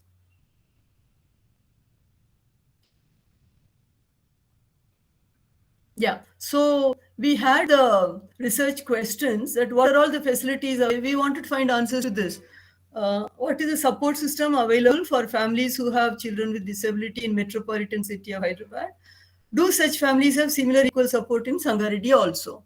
So we took 5 schools in both the places, in 5 schools each, Hyderabad and Sangareddy. We had 54 participants. It was interview, as you had seen earlier, and that included regular teachers, special teachers, support staff. Aya and auto driver also was interviewed, in fact. Parents, children with disabilities and their peer group, all were included for the study. And in the results, we interviewed them, took time to get the responses, then coded all the, transcribed the interview data, coded them, and then found the themes, of responses that we got to answer the research questions. I'm only putting down here the key salient findings. So Metro City had more access to special education in special schools. Rural areas did not have that many special schools as Hyderabad City has the special schools. Obviously, right, it has not yet penetrated. The system has not yet penetrated into rural areas to give the children what they deserve to get. Second thing we found in both places is the willingness on the part of the professionals to support the education and social welfare needs of children with special needs and their families in both places. But they didn't have the know-how, the regular teachers and the others. They didn't know how to do. We want to do. We have nothing against children with disability in our school, but we don't know what to do with them. So this was kind of responses that came repeatedly, and a very important point to note. And then disparity exists between the availability of professional support services to families and children living in rural area and in the greater metro cities, you see. So definitely more facilities in metro city, just as medical, this is, or even higher education, it falls in line for education of children with disability also, that metro city was better equipped. The lack of opportunity for training, those teachers who are working in the rural area did not have enough opportunity to update themselves or have in-service training programs and things like that so that they could do a better job. Rehabilitation Council of India has what is called CRE, Continuing Rehabilitation Education. So persons who are licensed with the RCI, they have to have some 100 points, or each of the CRE will give you points. So 100 points to renew your license, otherwise the license will lapse. They have a system like that. So now the rural special educators are also getting updated, not yet enough. I won't say it's a happy situation, but it is a positive sign that a lot of good things are happening in terms of reaching out to our rural counterparts. Another important point for us to note, peer group showed a lot of natural support. When you ask the peer group, they said, oh, he's nice, he's very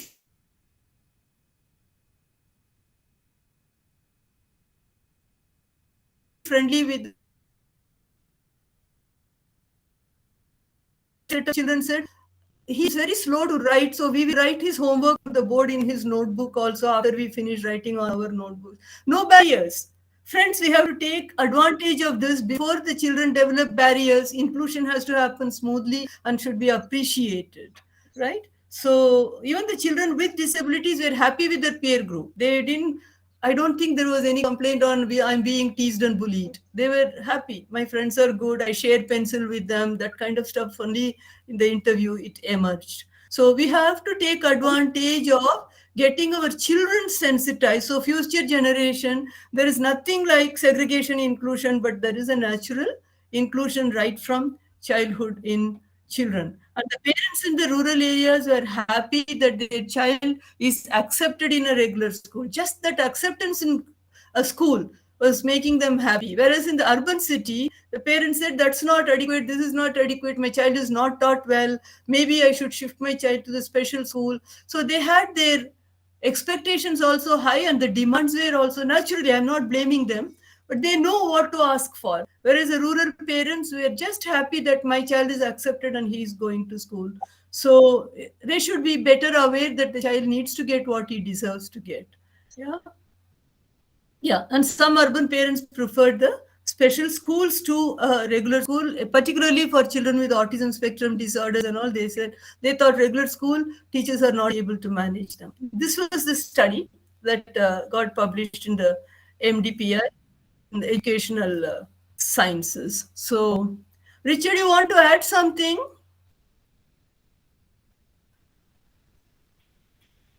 Richard? Yes, I think, Jayanthi, I think you've given an excellent presentation there, which makes clear many of the issues that came out. I think there are a couple of points I would just emphasize.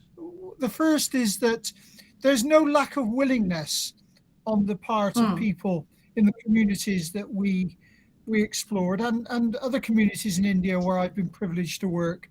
There's certainly no lack of willingness to move this agenda forward. There is a huge commitment to ensuring the rights of children with disabilities wherever I go. But the obstacles that I see are similar to those I see in other countries. One of them is perhaps a lack of coordination across the various services. There's still a little disparity between education, health, and social welfare, and also in some instances a lack of coordination between NGO and government bodies. And that sometimes means that although those services are there and they're willing to provide the provision, they sometimes stumble over one another occasionally in their efforts to make provision. It's undoubtedly true, as you've emphasized too, that what we see is a significant difference between those services available in urban and rural environments. And again, this is true in other parts of the world as well. And one of the strengths, it seems to me, in what we saw in Mahabubnagar was the fact that services were taken to families, and seemingly simple things like the provision of transport to enable parents from quite poor communities to be transported to meet with professionals and for their children to be taken to the day centres was absolutely critical for the kind of provision that was being provided. And finally, I would say we shouldn't assume that everybody has the same level of knowledge and understanding either about the difficulties faced by children or the facilities that are available. In some instances, particularly for families I felt in rural communities, there is support available through therapeutic services, and we saw some excellent physiotherapy, for instance, being provided. But there are families who don't know those systems exist.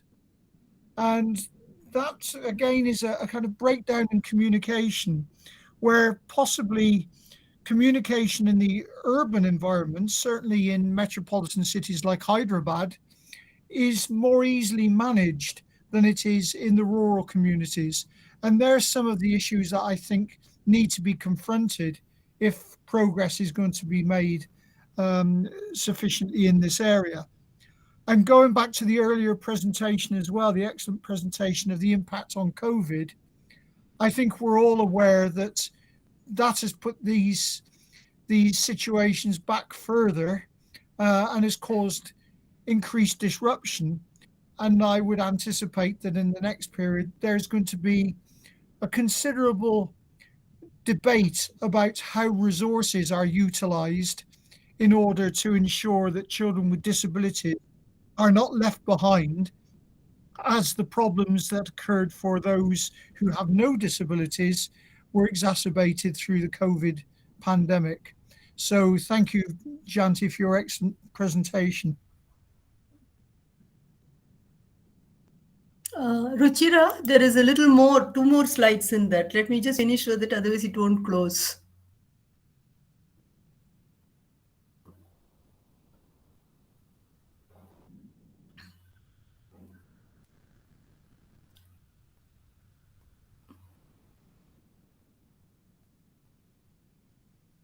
Yeah, so these two studies in the backdrop, the national education policy, particularly on disability, clearly highlights the same opportunities should be given to children with disabilities also, and inclusion and equal participation of children with disabilities everywhere. The numbers you see on the sides are in the policy itself. Yeah, so it should. The policy is completely in consonant with the RPWD Act that we saw earlier, we spoke about, right? So whatever is mentioned in the RPWD Act as the rights of persons with disabilities in terms of education, National Policy on Education agrees to that. So we need to see both of them together to come up with a plan of action for them in their respective area, particularly we are now talking about the rural areas. And recruitment of special educators. Friends, I would like to share with you recently, 2 months back, there was a Supreme Court ruling that every regular school must have special educators employed. The ratio of 10 children, primary schools, 10 children, 1 teacher, secondary school, 12 children, 1 teacher. It's a Supreme Court ruling, and the state governments sent their consensus. I was part of that preparation of responding to Supreme Court's queries, and so I know it has happened. So soon we will have special educators recruited in rural schools also. What we have seen here that we have not had special educators. Regular teachers were accepting the children for the want of any other facility in the rural areas, right? So this is another thing. And then recruitment of special educators with cross-disability training. So more than 1 disability training so that in regular schools they'll be able to work. And then we have barrier-free environment, ramps in the school, water supply in the toilets, all that need to be ensured, which is happening. Rural schools are having. Next one, please. Appropriate technology-based tools. Technology has done a big revolution in communication of persons with disabilities. Deaf people are able to use a telephone. In my childhood, could I have imagined a deaf person using a telephone? But today, the SMS and WhatsApp and all that, amazing. So make the best use of it. Earlier, we heard that the rural areas are also getting technology, but not adequate. They have a computer, they don't have the data or the Wi-Fi connection. How will the children benefit from it? You see, so we need to kind of work a little more focused. And then the school, these are all in the NEP. And then the last point, 6.12 that you're seeing, all children need not be studying only in regular schools. They can go to special school, and they can also adopt home-based education. So the teacher goes to the house of the child if he's non-ambulatory and he's unable to move and nobody can bring him to school. Transport is an issue. So this is another one that NEP is endorsing. Education must happen. It is not where that is important, but it should happen for children with disabilities. Next one, most likely the final one. Yeah, so to close, these are the things in rural areas we need to focus: accessibility, addressing the attitudinal and physical barriers, awareness about the rights and entitlement, training the trainers, training institutes of professionals in urban districts to have quotas for students from rural areas, training institute like Sahara to run only in the rural areas, and social audit and accountability. Let people be aware, let people ask questions is very important. And finally, local traditions and lifestyle should be imbibed in the curriculum rather than teaching something unconnected for them. So anything that has been done in project mode, work towards sustainability when the project is still on, so that it has an effect and meaning. And that's it, I think. See, next one. Thank you so much. Thank you. Any queries, we will talk later. Thank you. Thank you so much, Professor Jayanthi. Actually, it's very interesting, and I have a few queries myself, but let us reserve it for the end of the presentation. We will move on to Subhendu Bhattacharjee. Subhendu, am I audible to you? You are audible, Ruchira. Yes. So, without much delay, I would like to move on to your presentation. So, over to you, Subhendu. It's a very good presentation I have heard from Ms. Jayanthi Narayan and Sir B.G. Tilak. So, and they have covered actually everything, most of the disability and the macro data of education, the COVID situation and children. But here I would like to focus on the topic which was given to us by Madam Ruchira, evidence, policy and action. But at the outset, I would like to say that Honorable Director General NIRD has covered most of the programs of the Government of India. So with this, I want to start my presentation.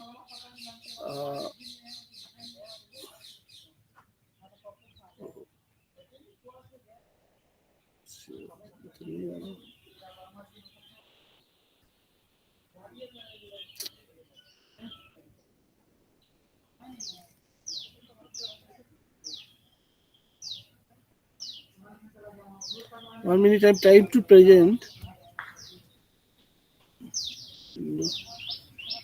Yes.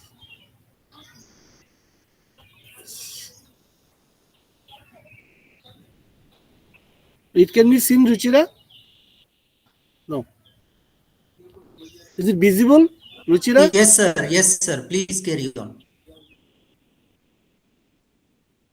Okay. So I want to start my presentation from a story which I was listening today from my Kashmiri colleagues. They said they have a good program called Back to Village. This is the only state where this program has been launched by the central government after it has become union territory, where all the officers are going to villages, they're discussing with the communities and other stakeholders and trying to solve the problems.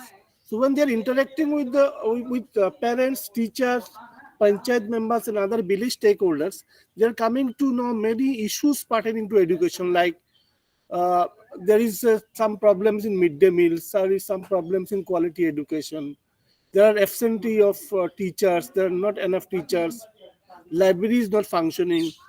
So with the active initiative of the government and community interface, these are being solved.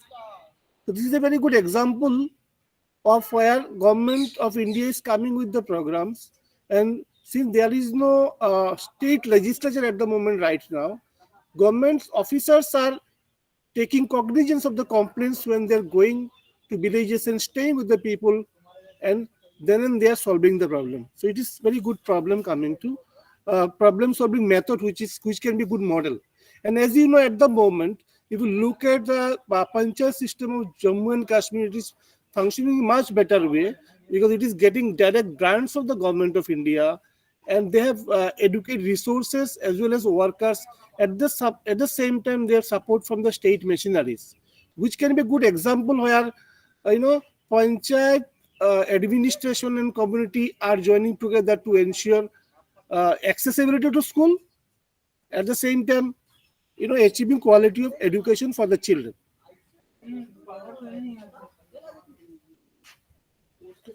Oh, it's not moving, Ruchira. Can you share the full screen from your end instead of? I'm trying to do. Or if you share the presentation with me, I can share it from my end, whatever works. Okay. Now it is coming in the full screen. No, we can see the PPT file. So if you move it there, we will be able to see. But I can't see the full screen presentation. I'm trying to.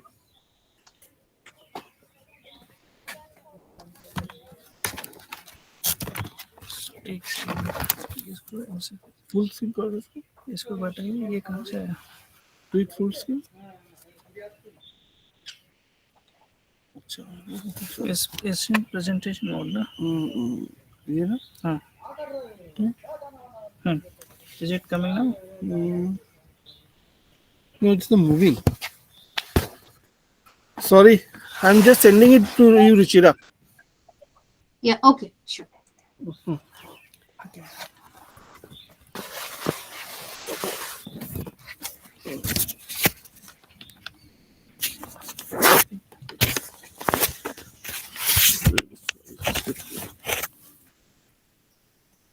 Not moving. Stop sharing. Yeah. PPT का PPT तुम खोल के अभी खोला है ना हमने PPT से जाओ तो म्यूट कर दे ना PPT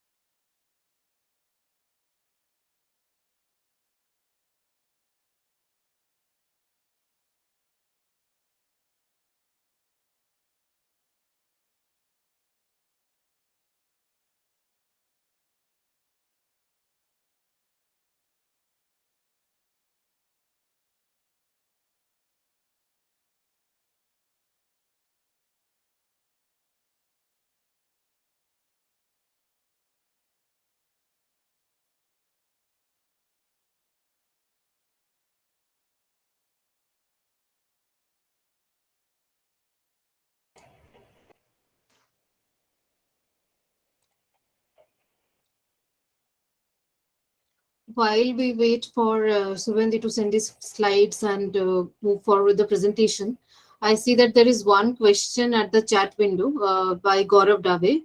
He's asking, does NEP 2020 have policy to hire teachers for imparting vocational education that are national skill qualification framework aligned?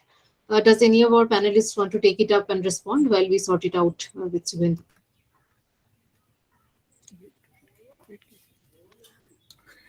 The NAP, can I say that? Please. The NAP promises to recruit teachers in all levels of education from primary to higher levels, including in vocational education and technical schools.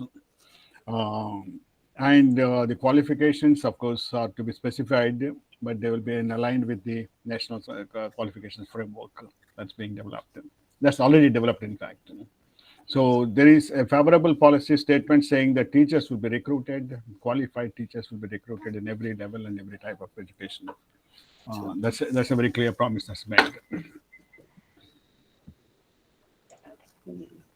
Right. I think that answers Gaurav's question. I'm still waiting for Subhendu to send his slides to me. So as soon as he sends it, I'll start the presentation. Oh, I think he's presenting from his note.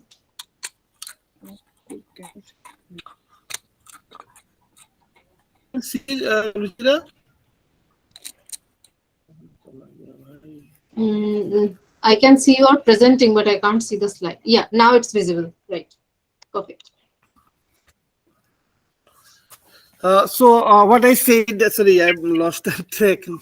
So Professor Tilak has rightly vividly explained the COVID situation, what is the learning loss and learning gaps, which I do not like to enter, because US data is showing clearly to us that number of schools have come down. If you look at the US data of last 3 years, so which there I'm not going into right now, but I'm saying India is 70% rural population, and 84% total schools are in rural areas, and 70% students are also from rural areas, and 73% teachers are also working in the rural areas if you go with the UDAS data. And since independence, our focus has been for inclusive education, especially for the rural children, and 5-year planning planning was started. And education, if you look at the Kothari Commission and the national education policy of 1986, all the policy in 2020 national education policy all have laid emphasis towards quality rural education. I will come later. So here I would say that agriculture is one of the most important sectors in India. In 21-22, it contributed 19% of the country's gross value added. And all the rural workers, if you see that 50% countries work and 72% rural workers are engaged in agriculture and allied activities. And small and marginal farmers comprise of biggest amount, holding 86% of land and 47% of the total operated area of farming. Thus, improving rural education, the agriculture sector can grow a lot with new technologies and knowledge, where increasingly agriculture sector is facing distress. And what Director General has said that gross domestic product, GDP sharing from the agriculture sector is coming down. So it's a great concern if you want to feed the entire population and put them in creative engagement for the development of the society. So if you look at as I said, if you look at the policies, Kothari Commission, the National Education Policies and all, so we started with non-formal education scheme, so that we can, all students that time, number of schools were not available to cater to all the children. So we started non-formal education so that we could bridge the gap between these students who are getting formal education, and through non-formal we're trying to bring them to the mainstream education. Then we started with Operation Blackboard in 1987. After 1986 education policy, and the purpose was to ensure quality education with a special focus in the rural area.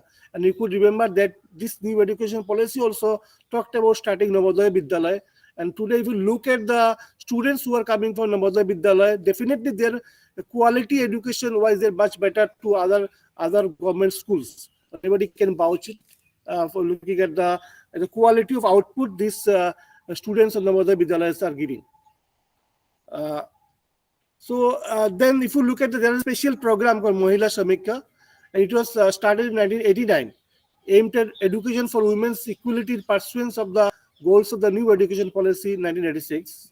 The program emphasized on education as an agent of change in the status of women, and still now you can see this Mahila Samikha program is running very, very good way in Uttar Pradesh and other North Indian states.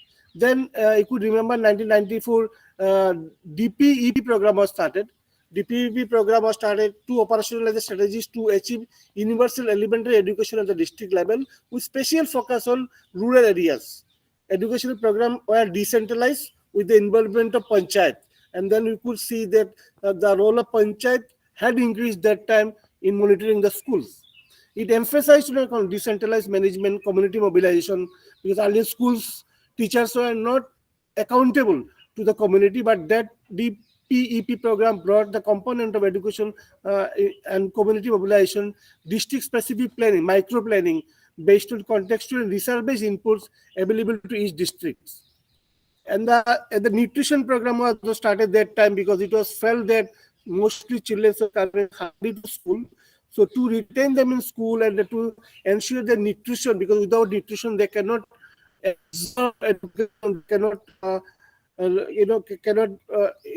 contribute in a great way to society. So nutrition component was brought in during that time.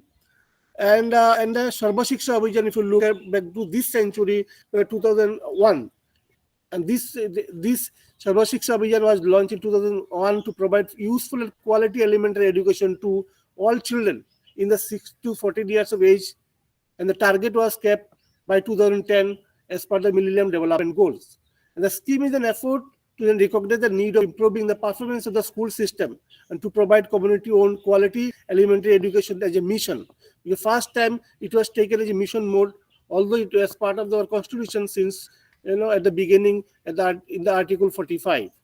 The school also embraces building gender and social gaps existing in the country. And as I said, community mobilization, which was started from DPP program, it was given more emphasis in Sarva Shiksha Abhijan, and with the assistance of some NGOs and other philanthropies. And the popular among these schemes are, and you can see that time Lok Jambos, Shiksha Karmi projects, all small schemes were started in different states to include all the children in the arena of education. And these schemes were started to universalize primary education and deliver quality education in the remote rural villages.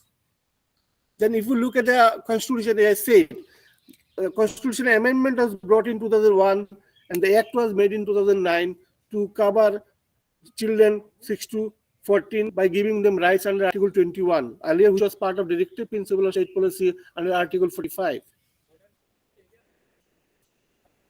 And the right to education laid down criteria, number of teachers, infrastructure, everything. So I do not want to discuss everything here. So because time is too short and it's a long meeting.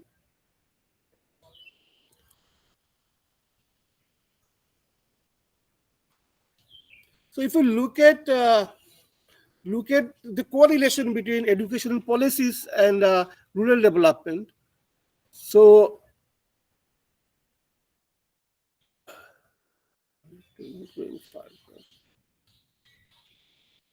73rd Amendment, which was brought in 1993, it's a landmark in Indian context because Panchayat local government was given responsibilities. Panchayat like education, including primary and secondary schools, adult and non-formal education, maintaining libraries, and women and child development under 29 subjects, which was entrusted to the Panchayat under 73 Amendment.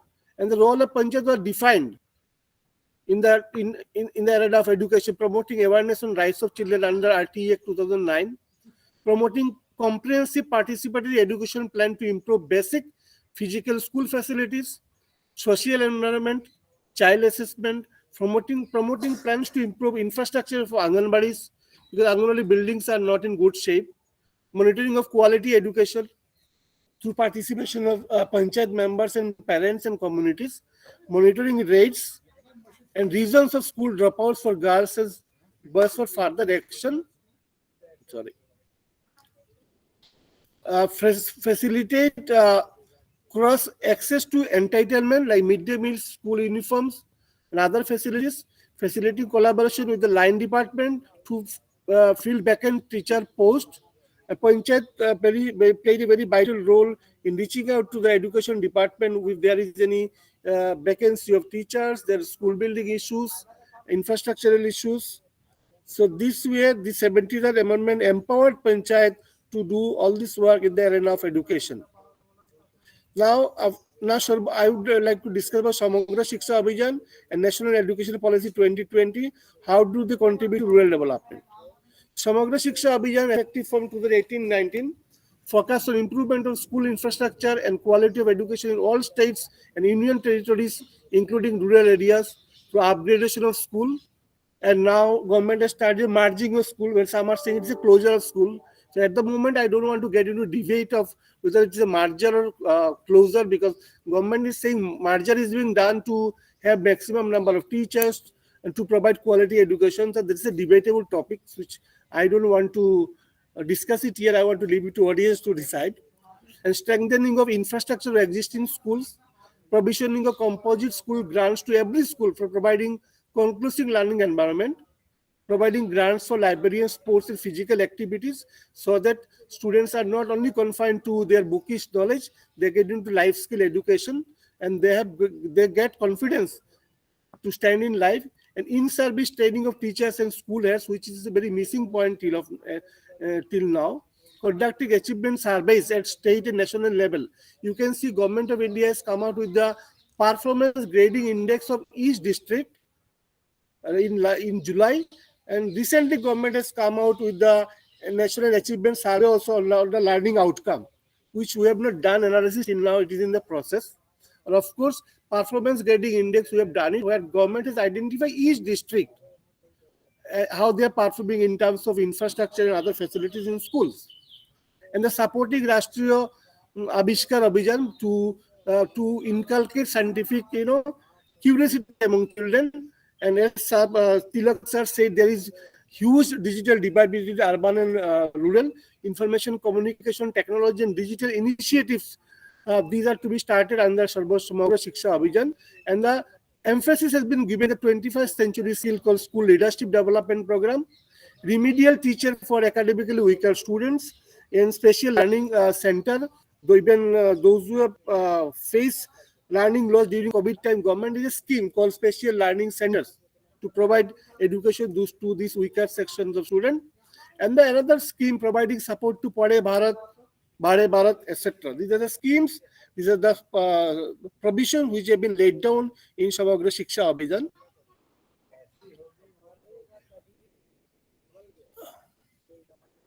The policy 2020 outlines the new education system of India, replacing the previous national policy on education 1986.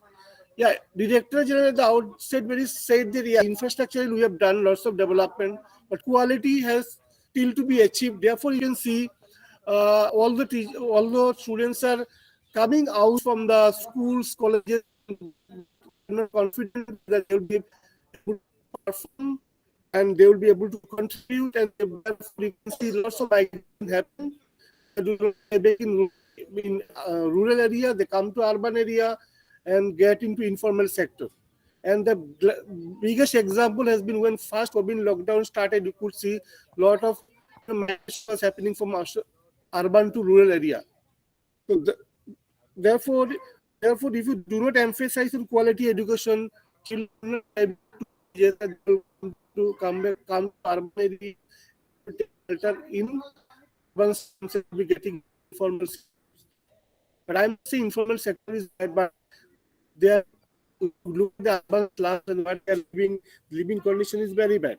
So that way they are not able to contribute what is expected from them in the national building.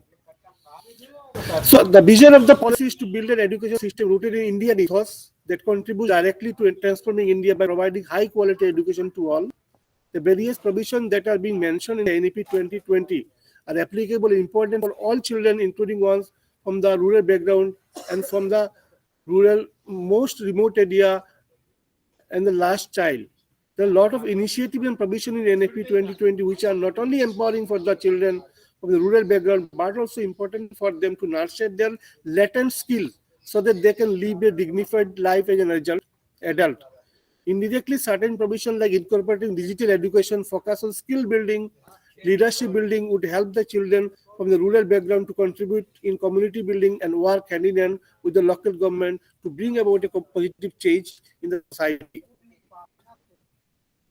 So these are the some of the important provisions, because if you in the rural area, early child care education is very not in a good shape. So focus has been on early child care education and foundational literacy and numeracy, ensuring universal access to all levels of school education and preventing dropouts, making learning holistic, integrated, enjoyable, and engaging through activities, different activities, and capacity building of teachers. It has been seen that what Tilak sir also said, that in urban area teachers are getting more exposure, more training, but in terms of training as a rural area, it is still a concern area.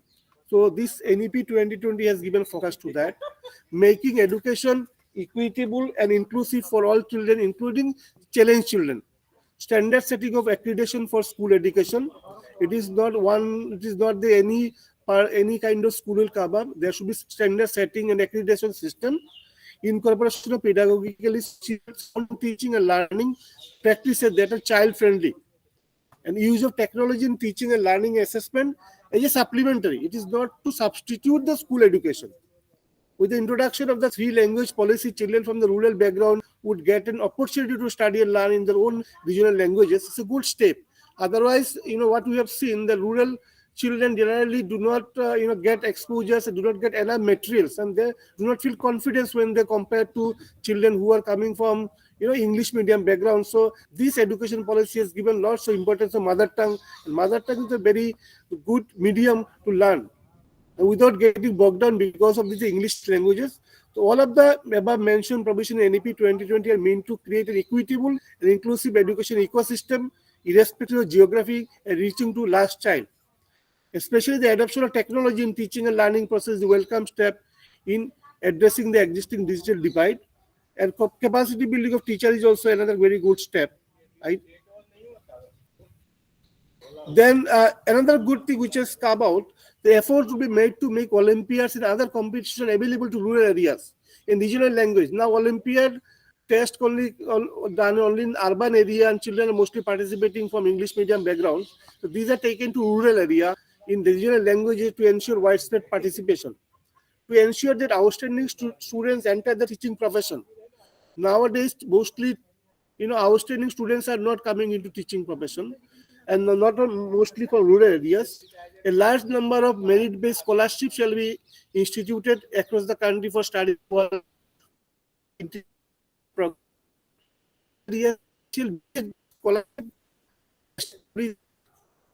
preferential employment in their local areas after successful completion of their BA program. Take up teaching in rural areas, especially in areas that are currently facing acute shortage of quality teacher. This is the fact that in the remote area, no teacher wants to go and teach. It's a huge challenge. A key incentive for teaching in rural areas will be provision of local housing near or on the school premises, or increased housing allowances. Because mostly teachers are coming from the urban area, are teaching and imparting education to children. Therefore, they cannot meet the compulsory time frame in the school. So government is trying to reduce that part also. A systematic arrangement shall be created to provide requisite support to students from rural background, including hostel facilities as needed. You can see the PMC program has been started in all tribal blocks. So other kind of special schools are being started in each block, so that these schools will be having hostel facilities, so that remote children can come, stay, and take quality education. Central and state governments shall take steps to ensure books are made accessible, because it's a huge challenge. Every year books reaches to school after 6 months of the academic session started. It's a serious concern in the rural area. So these policies try to address this also. As I said, all these things will be captured by the US system of data. Anything? Yes, we only have 15 more minutes left for the program, and we want to squeeze in a little interaction. So please manage the presentation accordingly.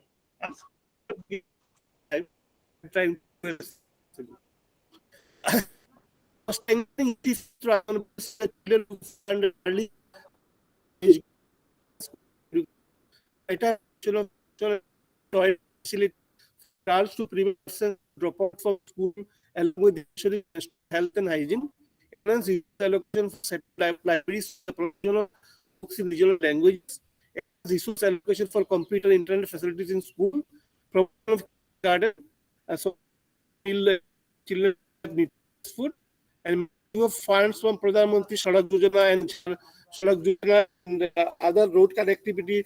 The girls can go to school, because yes, school cannot be in a neighborhood area as per the government norms. So better vocational education, enhanced allocation for teachers training, promoting crop diversification, so that the weather condition, active involvement of district-based other stakeholders, as I say, like Kashmir Back to Village program. Jila Parishad must ensure safety and security of girls, so there better implementation of schemes which are there in Mission Bangalo. To to ensure this monitoring of the schools and planning. Thank you, madam. Thank you so much. Thank you so much, Subhendu. I would request our panelists to please open their videos now because we want to start the interaction soon. Professor Tilak, Professor Jayanthi, and Subhendu, all three of you. And I am going to let the participants unmute themselves now. So we will start the interaction session. But before we move on to the interaction with our participants here, as I had told you earlier, that since this is a roundtable setting, if there is any comment from one speaker to the another, we would like to first take it and then open the panel, the interaction panel.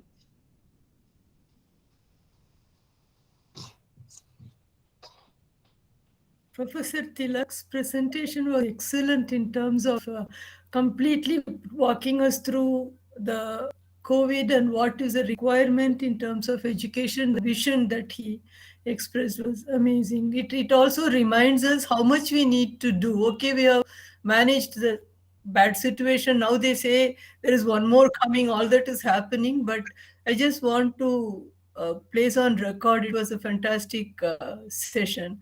And that of Sri Subhendu ji was also very, very interesting, connecting whatever is in the policy to the reality that he was trying to say, what are all the possibilities that we could do.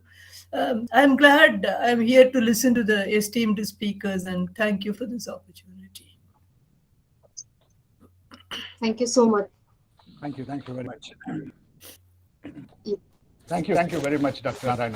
Thank you so much, Professor Narayan and Subhendu. Yeah, there is something. So I'd like to, Professor Tilak, actually I have read his lot of writings.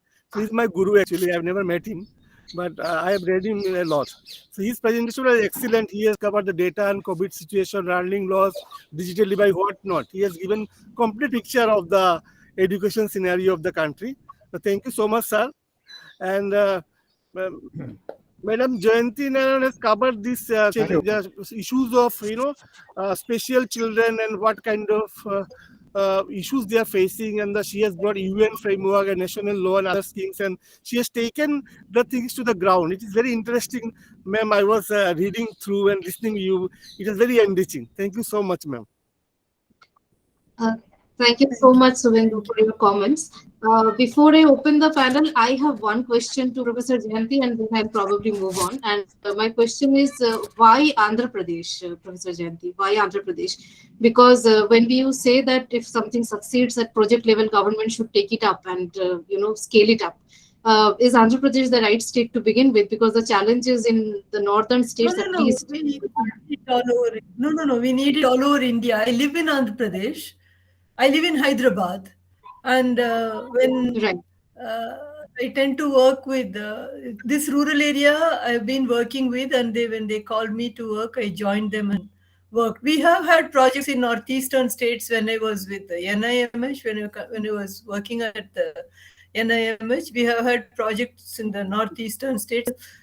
Today, if there was time, I was going to share our experience with Thoothukudi in Tamil Nadu, which is a coastal area with fishermen. What kind of experience? Very different from what we see in urban areas. It was learning for myself also.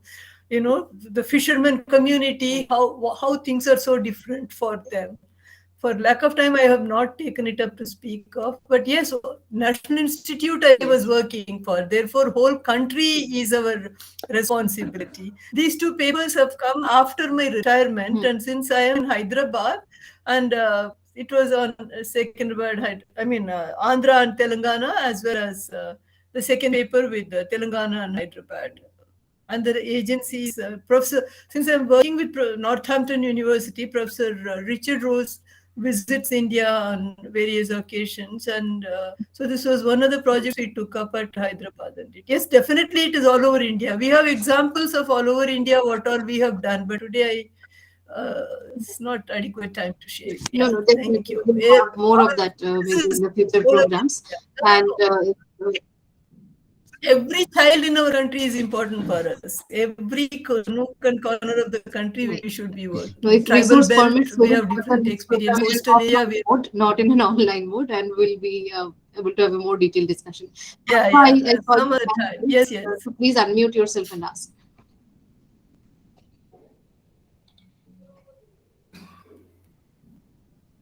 Partha, you can unmute yourself straight away. Can I ask or anybody there? I will unmute everyone, but you can start Okay. and then I'll go on. Actually, I have an observation come question to both Professor Tilak and Madam. We discussed about this learning loss, but I don't see enough social dialogue on learning loss in India or in other developing countries. And don't you think we need to collect nationwide data? How much we have lost? What is the nature? What is the quantum of this learning loss? And what kind of national level strategy we need to address recouping or reviving this learning loss and maybe we should also factor in this learning loss while allocating budget in the next few years. So what are your opinions and what kind of narrative discourse going on in developed countries, if madam can briefly reflect on that?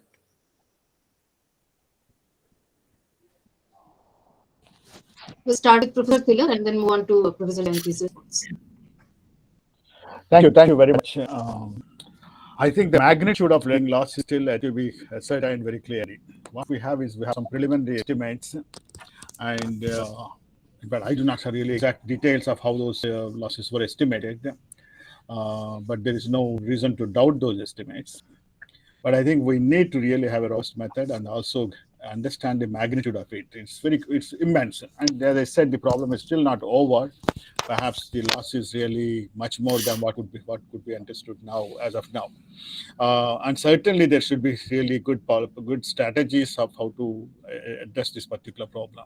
And so far we have not done really very much, but except, as I said, figuratively, some quick reactions of staggering the classes and having more extra hours of teaching, etc. But that's not really sufficient to address the problem. In fact, I said to have extra classes, etc., for young children really may not be really very good method of recovering the losses. We need to have really very serious strategies of how to tackle this problem in the shortest possible time. But I think we should also understand the shortest possible time is not really very, very short. We should do that. I also find another question on in the chat box. Okay, can I take it up? It says I think while the question is very specific with respect to use of technology and the telecom policy, I agree in principle.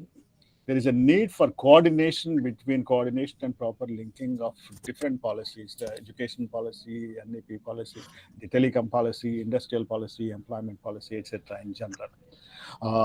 And that's one of the important problems that we have. We do almost every policy independent of other sectors. The point that was highlighted by, I think, some Jaspal Singh is very valid, in the sense that the NEP says the use of technology for the improvement of quality of education. At least I think to some extent it's quite possible.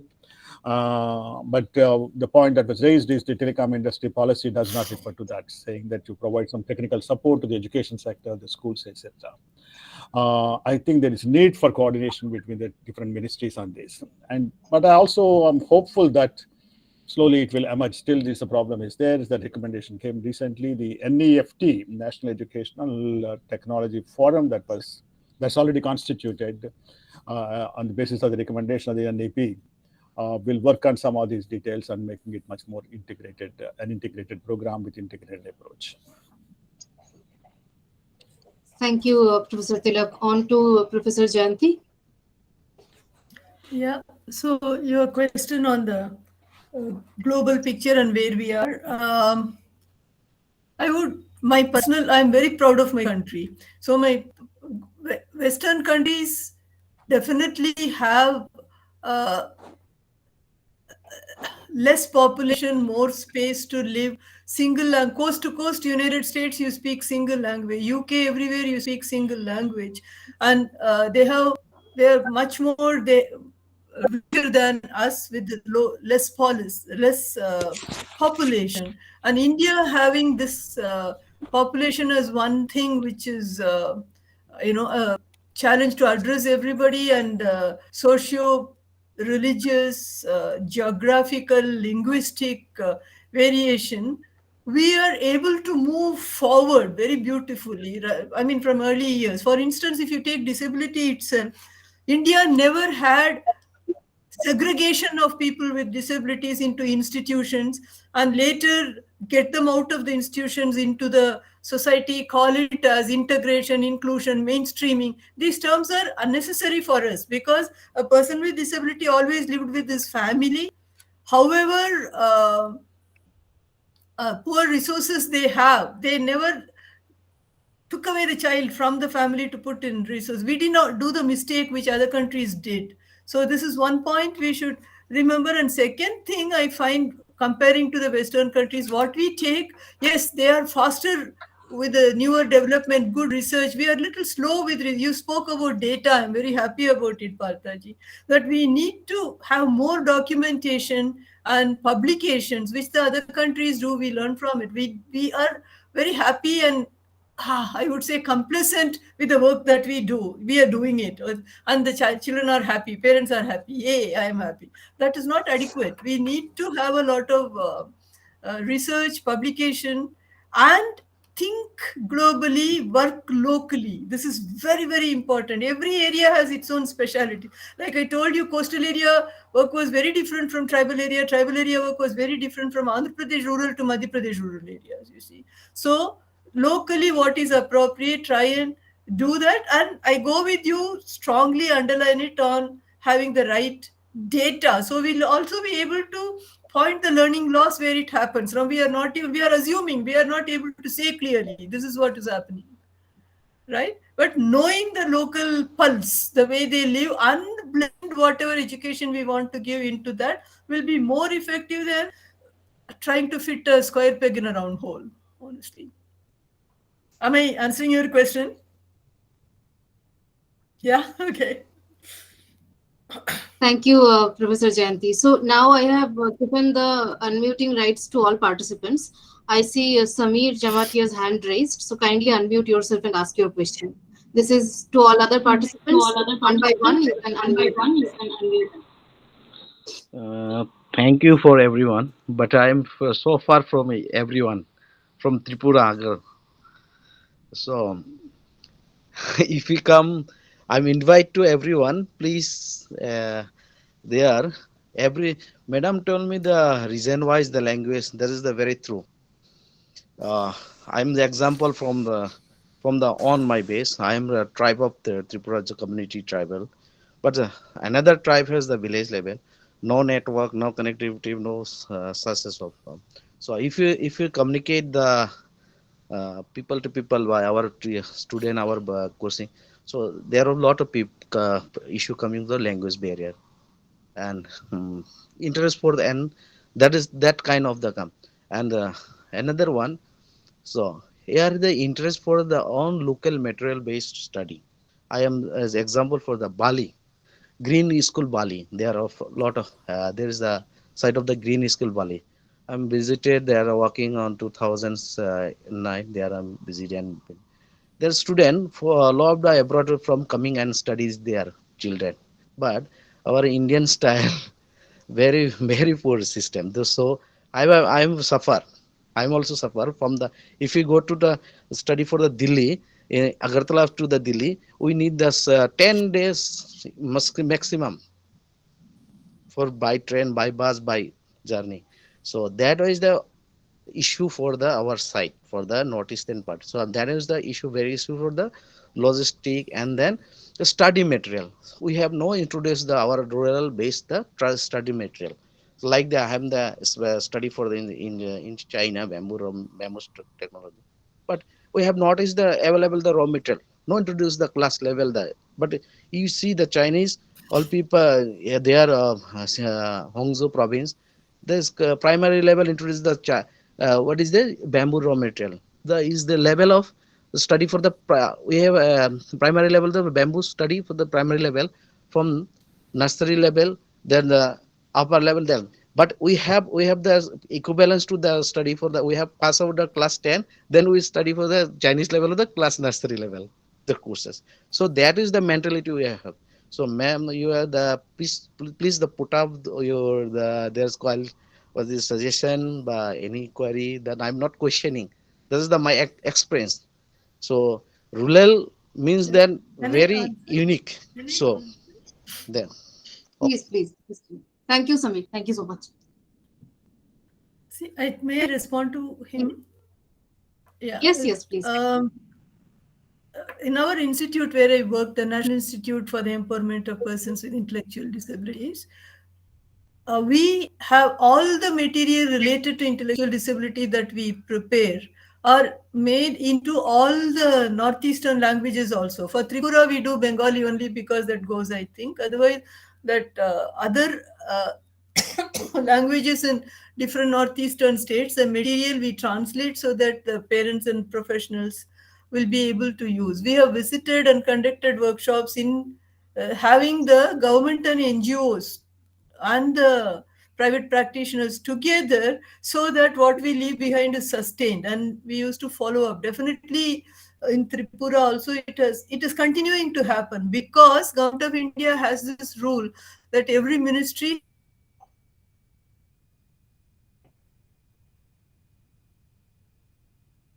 has to spend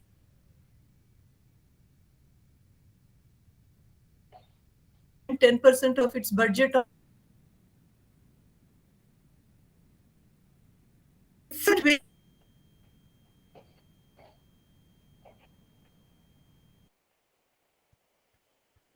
But things are getting better than before. Already you would have seen roadways are better, airline connections are better. Like only Guwahati we used to fly and then go on road. Now we have so many airports in the northeastern states, right? So things are improving, and surely children, all children, including those with disabilities, will have access to education the way you want. But you are right in saying, look at our needs, ask us what we want, and give us what is right, rather than, again, I say, fitting a square peg in a round hole. Yeah, I agree with you. Can we have Sharad asking the question? Sharad Tripathi. Namaskaram to everybody. This is Sharad Tripathi from Sindhak Nehru Yuva Kendra, New Delhi office. So myself is a person with disability, visual challenge. So my question is that I can see there is a big gap and separation in education in terms of infrastructure. We have like 4 or 5 categories of school, like state-owned school, panchayat-owned school, and a school with the luxuries, and the Kendriya Vidyalayas and some private schools of the urban area.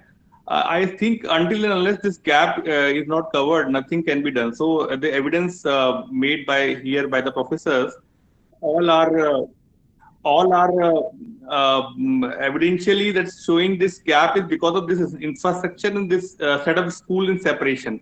So do you think the NEP will address this problem in our country particularly? Thank you very much to all the professors for presenting very nicely.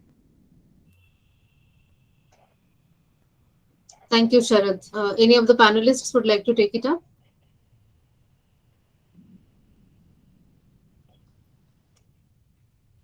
I think NEP should and NEP will. There are so many plan of actions happening, Tripathi ji, already. I talk only for disabilities, that subsection that they've taken out. And we started to already have programs taking out from NEP what should be done, particularly that subsection where give respect to the local traditions and make sure children get what is their local tradition and align the education to that. That is already happening. There are committees working on it. I am aware of that. Hopefully, we'll have what you are asking for. Yeah. Just to add what Subhendu, can we have your... NEP has given very lofty dreams. We hope that it will be implemented later in spirit. Then all these things might be addressed by 2040. That is the hope we have. Mm-hmm. Mm-hmm. Yes. So since there are no further questions in the chat box and we are well past our designated time, I would like to now conclude the program. I see that there are no hand raised as well, and neither in the chat box. Professor Tilak, I see, has joined again. He was dropped for a short time. I would like to know if Professor Tilak has anything to add to Sharat's question. He is asking whether NEP has any provisions to address the gap that is there in terms of fees and inclusion in education. Kindly unmute, sir. Dr. Jayanthi Narayan is the best person to answer this question, and she has already done She it. has addressed. Yeah. Right. Yeah, I have nothing to add. Okay. So let us then conclude the program today, because I don't see any other question as well. And of course, we are going to share all the contact and the papers that have been shared today. We regularly share it with our participants. So all these papers that our panelists referred to, we'll share it with you. And if you want to contact them by yourself, you will also be able to do that. The contact details are right there. So we, on behalf of National Institute of Rural Development and Panchayati Raj, and on behalf of all our participants, I would really like to thank Professor Jandhyala Tilak, Professor Jayanthi Narayan, and Subhendu Bhattacharjee for joining us today and engaging in this very interesting discussion. For the context that why we are doing these programs, we are kind of discussing a possibility of developing a rural development policy now. And the of India Minister of Rural Development in particular is very interested to develop an RD policy in the future. So we hope that these discussions that we are doing will kind of contribute to the RD policy as well. And also we are planning to bring out a handbook of RD policy as the proceeding of these roundtable discussions. So when that is being finalized, I'll again reach out to you, and I hope that you will be with us in this journey of reaching RD policy. So I would really thank you and thank all our participants for being here. And Dr. Partha, if you have anything to add to the closing remark, please do it now, or else we can close. We can close it. Thank you. Okay. Thank you Thank so you, much. everyone. And Thanks very much. thank you so much. Please stay tuned. We are going to regularly send you our webinar schedules, etc. And we would like to tell you that the roundtable discussions are actually coming to a close this next month or by next 2 months, because these are at the advanced stage. We propose to do 14 or 16 webinars. We have already done 12. So it will soon close, and after that we will start discussing about the RD policy, etc. So with that, I would take your leave today. And good evening to people who are here. Good morning, people who are not here and for joining us from other time zones. And see you in the next program. Thank you very much. Thank you, Professor. I just want to add, thank you very much. I just want to add that do at the point of convergence of government agencies and departments in the national education policy, because unless there is a convergence of departments, nothing is going to change, because the policy will say something, but the department will do another thing. So every department must have the inclusiveness of the education policy. Only then we can have a transformation. That's the real fact, and we cannot deny this fact. Thank you. Well noted, Jaswalji. Well noted. Thank you very much, and see you in the next program. We will tell you the schedule when it's arranged. Thank you so much. Thank you. Thank you.